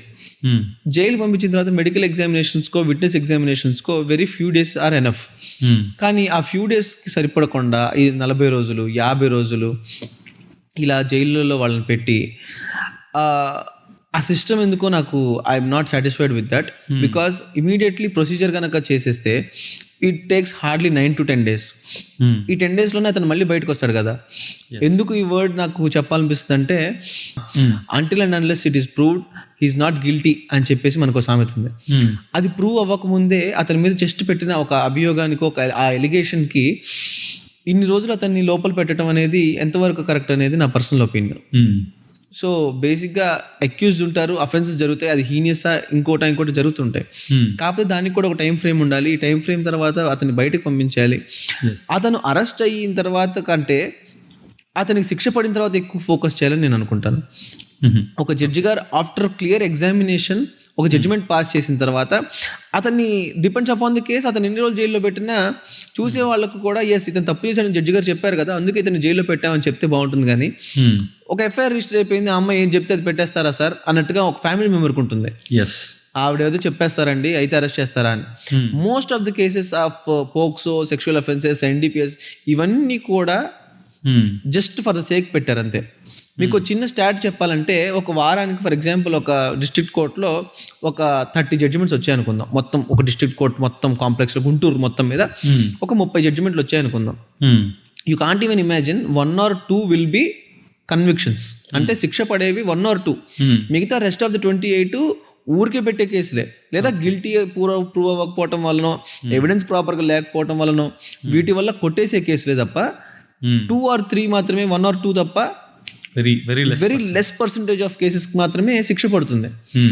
So నేను చెప్పేది ఏంటంటే, ఈ శిక్ష పడిన తర్వాత వాళ్ళని ఎంత పనిష్ చేసినా ఇబ్బంది లేదు, కానీ పడకముందే ఎందుకు పనిష్ చేయాలి అనేది మాత్రం it's my personal choice. Correct, logical. And అన్న, coming to business point of view, so చాలా మంది బిజినెస్ ఓనర్స్ కూడా ఈ పాడ్కాస్ట్ చూసే ఛాన్స్ ఉంది. For them like Indian business owners common గా ఫేస్ చేసే లీగల్ ప్రాబ్లమ్స్ ఏంటి? బేసిక్గా ఒక స్టార్ట్అప్ అనగానే అయ్యప్ప ఫండ్స్ చూసుకుంటారు, ప్రొడక్ట్ చూసుకుంటారు, అవుట్పుట్ చూసుకుంటారు, హౌ టు మార్కెట్ ఇట్ అనేది కూడా చూసుకుంటారు. కానీ వాళ్ళు ఎక్కడో చిన్నది ట్యాప్ చేయని వర్డ్ ఏదైందంటే అది అగ్రిమెంట్స్, ఎంఓయూస్ని మాత్రమే ప్రాపర్గా ట్యాప్ చేయరు. ఎందుకంటే ఇనీషియల్ స్టేజ్లో ఉన్నారు కాబట్టి మనకు అంత లీగల్ కాంప్లికేషన్స్ ఏం రావులే అని చెప్పేసి దిగిన తర్వాత స్టేజ్లో అడుగడుకి ఎంఓయూస్కిను అగ్రిమెంట్స్కి అంతే యూజ్ ఉంటుంది, ఎంత కీ రోల్ ప్లే చేస్తాయి అనేది మర్చిపోతారు. బేసిక్ టెంప్లెట్స్ ఆన్లైన్లో డౌన్లోడ్ చేసి, క్యాన్వా మనకి సైట్స్ ఉన్నాయి కదా, ఇట్లాంటి సైట్స్లో టెంప్లెట్స్ డౌన్లోడ్ చేసి వాళ్ళు ఇది చాలే మనకి అనుకుంటారు. కాకపోతే ఒక కంపెనీని ప్రాపర్గా స్టడీ చేసి ఆ కంపెనీకి ఎలాంటి ఇబ్బందులు వస్తాయి అని తెలియకుండా ఊరికి ఒక ఫిక్స్డ్ టెంప్లెట్ పెట్టేసుకొని రాసుకొని వాళ్ళ సంతకాలు పెట్టేసుకుంటే that will lead to lots and lots of issues in the future of the company అని చెప్పేసి నా పర్టికులర్ అగ్రిమెంట్స్ అనేవి చాలా కేర్ఫుల్గా అగ్రిమెంట్స్ అనేవి చాలా కేర్ఫుల్గా ఉండాలి. అంటే జనరల్గా పేమెంట్స్ దగ్గర 2 ఇష్యూస్ ఉంటాయి. ఒకటి సర్వీస్ వినియోగించుకొని ఒక ప్రొడక్ట్ తీసుకొని పేమెంట్ తర్వాత చేస్తామని చెప్పి అడ్వాన్స్ ఇచ్చి పేమెంట్ ఆపేస్తారు. ఆర్ఎల్స్ ఇంకొక కేసులో ఏంటి అంటే లైక్ మనీ తీసుకొని ప్రొడక్ట్ సర్వీస్ ప్రొవైడ్ చేయరు. సో ఈ పాయింట్ ఆఫ్ టైంలో ఐదర్ ఎవరైతే కస్టమర్ మనీ పే చేసి ప్రొడక్ట్ సర్వీస్ రాకపోవటం వల్ల లాస్ అయ్యారో వాళ్ళు కానీ, ఆర్ బిజినెస్ ఓనర్ పీపుల్కి సర్వీస్ ప్రొవైడ్ చేసి మనీ రాకుండా ఉన్న సిచ్యువేషన్స్ ఏవైతే ఉన్నాయో వీళ్ళు కేసు పెట్టడానికి ఛాన్సెస్ ఏమైనా ఉంటాయా? 2 సిచ్యువేషన్స్లో కూడా కేసెస్ ఫైల్ చేయొచ్చు అయ్యప్ప. ఓకే. సో బేసిక్గా ఫస్ట్ వచ్చేసరికి ఇన్వాయిస్ తీసుకున్న మనీ ముందు సర్వీస్ ప్రొవైడ్ చేసిన తర్వాత మనీ పే చేయలేకపోవటం వచ్చేసరికి మనం సర్వీస్ ఇచ్చింది మనం ప్రూవ్ చేయగలిగినప్పుడు ఇన్వాయిసెస్ పే చేయలేదు వాళ్ళు అనేది there will be no such transaction మనం ప్రూవ్ చేయొచ్చు ట్రాన్సాక్షన్ చేశారా లేదా అనేది. సో దట్ వాళ్ళకి అగేన్స్ట్ గా మనం ఫైల్ చేయొచ్చు. సర్వీస్ విషయంలో కూడా అంతే, డబ్బులు తీసేసుకున్న తర్వాత సర్వీస్ ప్రొవైడ్ చేయకపోవడానికి కూడా సర్వీస్ అనేది ఒక ఫర్ ఎగ్జాంపుల్ మీదే ఉంది, సర్వీస్ మీరు ప్రొవైడ్ చేశారా లేదా అనేది మీ రికార్డ్స్లో ఉంటాయి, లేదా ఒక కన్స్ట్రక్షన్ కంపెనీకి కూడా వాళ్ళు పంపించారు లేదా ఇన్వాయిసెస్ ఉంటాయి. సో ఇన్ ఐదర్ వేస్ రెండిట్లో కూడా మనం సర్వీస్ తీసుకున్న తర్వాత బోత్ ని కేసెస్ ఫైల్ చేయొచ్చు. ఓకే, గాట్ ఇట్ అన్న. అండ్ అన్న ఇంకొక మేజర్ థింగ్ ఏంటి అంటే ఇప్పుడు ఒక కంపెనీ యొక్క బ్రాండ్ నేమ్ కానీ లోగో కానీ ఎవరన్నా యూజ్ చేసుకుంటే వాళ్ళు ఎలాంటి కాన్సిక్వెన్సెస్ ఫేస్ చేయాల్సి వస్తుంది? బేసిక్గా ట్రేడ్ మార్క్లోకి వచ్చేసరికి ఈ ఇష్యూస్ అన్ని ఫేస్ చేస్తూ ఉంటాం, ఎందుకంటే similar kind of brand names, similar kind of logos ఇవన్నీ చూస్తుంటాం కాబట్టి వీటిల్లో మనం ఫేస్ చేసుకోవాల్సి వస్తుంది ఇష్యూస్ అన్ని. సో బిఫోర్ మన కంపెనీ అనుకున్నప్పుడే ఇందాక నేను చెప్పినట్టుగా ఎంఓయూస్ అని అన్నాం కదా, ఎంఓయూస్ అండ్ అగ్రిమెంట్స్ రాసుకోవాలని. ఆ ఇనిషియల్ స్టేజ్లో ఉన్నప్పుడే కంపెనీ యొక్క లోగో అండ్ నేమ్ ట్యాగ్ మనం ఏదైతే అనుకుంటున్నామో దాన్ని ట్రేడ్ మార్క్లో రిజిస్ట్రేషన్ అయిపోయిన తర్వాత మనం కనుక బిజినెస్లో స్టార్ట్ చేయడం జరిగితే in the very initial stage మనం ఆ చిన్నపాటి జాగ్రత్త తీసుకుంటే లాంగ్ రన్లో సమస్యలు రాకుండా ఉంటాయి కంపెనీకి. Got it. అండ్ మీ ఎక్స్పీరియన్స్తో ప్రతి బిజినెస్ ఓనర్ తెలుసుకోవాల్సిన లా ఏంటి? బేసిక్గా కంపెనీస్ లా ఒకటి తెలుసుకోవాలి, ఎంఎస్ఎంఈ తెలుసుకోవాలి, and some basic arbitration clauses తెలుసుకోవాలి. ఓకే. సో ఆర్బిట్రేషన్ క్లాసెస్ అంటే if there are some issues between 2 companies or an individual, ఇద్దరు మనుషులు ఇండివిజువల్స్ కావచ్చు, ఇద్దరు కంపెనీస్ కావచ్చు, వాళ్ళు ఆర్బిట్రేటర్ని అపాయింట్ చేసుకొని కోర్టుకి వెళ్ళి ఇందాక మీరు అడిగినట్టుగా సంవత్సరాల చుట్టూ కంపెనీస్ తిరగడానికి వాళ్ళకి కుదరదు. సో కోర్టు చుట్టూ సంవత్సరాలు కోర్టు చుట్టూ తిరగకుండా ఒక ఆర్బిట్రేటర్ని అపాయింట్ చేసుకొని, లోకల్ ఆర్బిట్రేటర్ అంటే he will be a retired judge, okay, he will be appointed or some big men. మీరు ఎవరో ఒకళ్ళు పెద్ద మనిషి అనుకునే వాళ్ళు ఉంటారు కదా, లీగల్ గా జ్ఞానం ఉన్న వాళ్ళు ఉంటారు కదా, వాళ్ళని కనుక మనము హైర్ చేసుకోవడం జరిగితే that will be done in around 2 to 3 months. 2 to 3 months లోనే ఆర్బిట్రేటర్ అనేది కేసుని డిస్పోజ్ ఆఫ్ కూడా చేసేస్తారు. And that arbitration award copy, మనం బయట జడ్జ్మెంట్ కాపీ అంటాం, arbitration award copy is very much valid. ఇది కోర్ట్ ఆర్డర్ పాస్ చేసినట్టుగానే దాన్ని it will be considered. Okay. And ప్రతి బిజినెస్కి ఒక లాయర్ ఆర్ అడ్వకేట్ లాగా ఒక పర్సన్ ఉంటే బెటరా, ఒకవేళ అపాయింట్ చేయాలి అంటే ఎప్పుడు అపాయింట్ చేయాలి? ఈవెన్ స్టార్టప్స్కి కూడా లాయర్ రిక్వైర్మెంట్ ఉంటుందా? బేసిక్గా మనం యుఎస్ అండ్ అబ్రాడ్స్ కంట్రీస్లో వింటుంటాం టాక్ టు మై లాయర్ అని. Talk to my lawyer concept అనేది మనకి కూడా స్లోగా స్టార్ట్ అయిపోయింది. ఎవ్రీ ఇండివిజువల్ కంపెనీ ఇద్దరు కూడా ఒక లాయర్ని హైర్ చేసుకోవటం వల్ల లీగల్గా ఒక స్టెప్ వేసే ముందు లీగల్గా ఒకసారి అడిగి చేద్దాం. మన పెద్దవాళ్ళు చెప్పినట్టుగా ఇది వరకు ఒకసారి ఆలోచించి చేయరా అంటారు కదా, ఆ ఆలోచించే స్కోప్ కూడా మీరు పెట్టుకోకుండా ఆ ఆలోచించే స్కోప్ లాయర్ నెత్తి మీద పెడితే అతను ఆలోచించి మీకు ప్రాపర్గా గైడ్ చేస్తే so that you can go forward in your life అని చెప్పేసి నేను ఫీల్ అవుతాను. ఓకే. సో మీ చాయిస్ ఏంటి అంటే చిన్నదైనా పెద్దదైనా ప్రతి ఒక్కరికి ఉండాలి, ప్రతి మనిషికి ఒక అడ్వకేట్ అనేవాళ్ళు ఉండాలి, ప్రతి కంపెనీకి అడ్వకేట్ ఉండాలి to guide them properly to not to come any legal issues. Okay. So that they will take care of. So that they can take care of. And last question related to business అన్న. So ఏంటి అంటే ఈ లాలో ఉన్న loop holes ని వినియోగించుకొని so బిజినెస్లు చేసేవాళ్ళు, businesses ని సక్సెస్ఫుల్ గా లీడ్ చేసే వాళ్ళు కూడా ఉండుంటారు కదా. So any example regarding that? Yeah, you might have heard about Harshad Mehta and Vijay Mallya, and there are many more examples also. వాళ్ళు బ్యాంకింగ్ సెక్టర్లో ఉన్న లూప్ తెలుసుకున్నాడు కాబట్టి హర్షద్ మెహతా అంత హైట్స్ రీచ్ అయ్యారు, and again he have came down. And Vijay Mallya కూడా ఆయన company loss ఇవన్నీ తెలుసుకున్నాడు కాబట్టి he also have seen the heights and also the downs of his life. So ఇలాంటి పీపుల్ చాలా మంది ఉన్నారు ఎగ్జాంపుల్స్కి. బట్ బేసిక్గా వచ్చేసరికి వాళ్ళ లైఫ్ స్టార్ట్ అయినప్పుడు ఎక్కడున్నారు, వాళ్ళు స్టార్ట్ అయిన తర్వాత వాళ్ళు ఎంత పీక్ చూసారు, ఎంత లో చూసారు అనేది మనం కనుక అనాలిసిస్ చేసుకుంటే in each and every situation they have took the loop of law. ఆ లూప్ తీసుకొని ఓకే దీని తర్వాత మనం ఫార్వర్డ్ వెళ్ళినా కానీ ఇలాంటి థింగ్స్ ఉన్నాయి కొన్ని ప్రొటెక్ట్ చేయడానికి మనల్ని అని చెప్పి ముందే ప్రొటెక్షన్ చూసుకొని మరి they have took that steps. So all the steps which they have took are completely based upon the loops they have took from the law. So అంటే ఫైనలీ లైక్ దీని గురించి ఏమైనా అడ్వైస్ ఇస్తారా?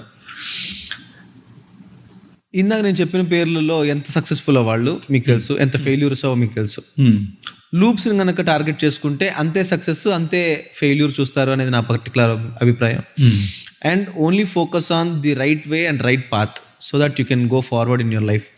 మనకి హ్యాపీగా ఉండే 100 రూపాయలు చాలు అనుకుంటే that it self shows your me profession పట్ల మీ బిజినెస్ పట్ల మీరు ఎంత ప్రొఫెషనల్గా ఉన్నారు, ఎంత డెడికేటెడ్గా ఉన్నారు అనేది చూపిస్తుంది. అలా కాకుండా నేను లూప్స్ని పట్టుకొని బిజినెస్ గ్రో చేస్తాను అంటే this loop some day can collapse your business as well. Exactly. So to be careful అనేది మొదటికి మోసం రావచ్చు. సో అన్న finally like we entered in to fun and rapid zone. So టక్క క్వశ్చన్ షూట్ చేస్తాను, టక్క ఆన్సర్స్ తప్పకుండా. So best court room dialogue from Telugu movie. Vakeel సాబ్లో కోర్టు వేసి వాదించడం తెలుసు, కోర్టు తీసి వాయించడం తెలుసు అన్నారు. That is the funniest dialogue I have ever heard. Because court తీసి ఒకవేళ వాదించడం అంటూ జరిగితే మమ్మల్ని తీసుకెళ్ళి లోపలేస్తారు కాబట్టి we are not suppose to do that. And if not lawyer అవ్వకపోతే ఏ ప్రొఫెషన్లోకి వెళ్ళి ఉండేవాళ్ళు?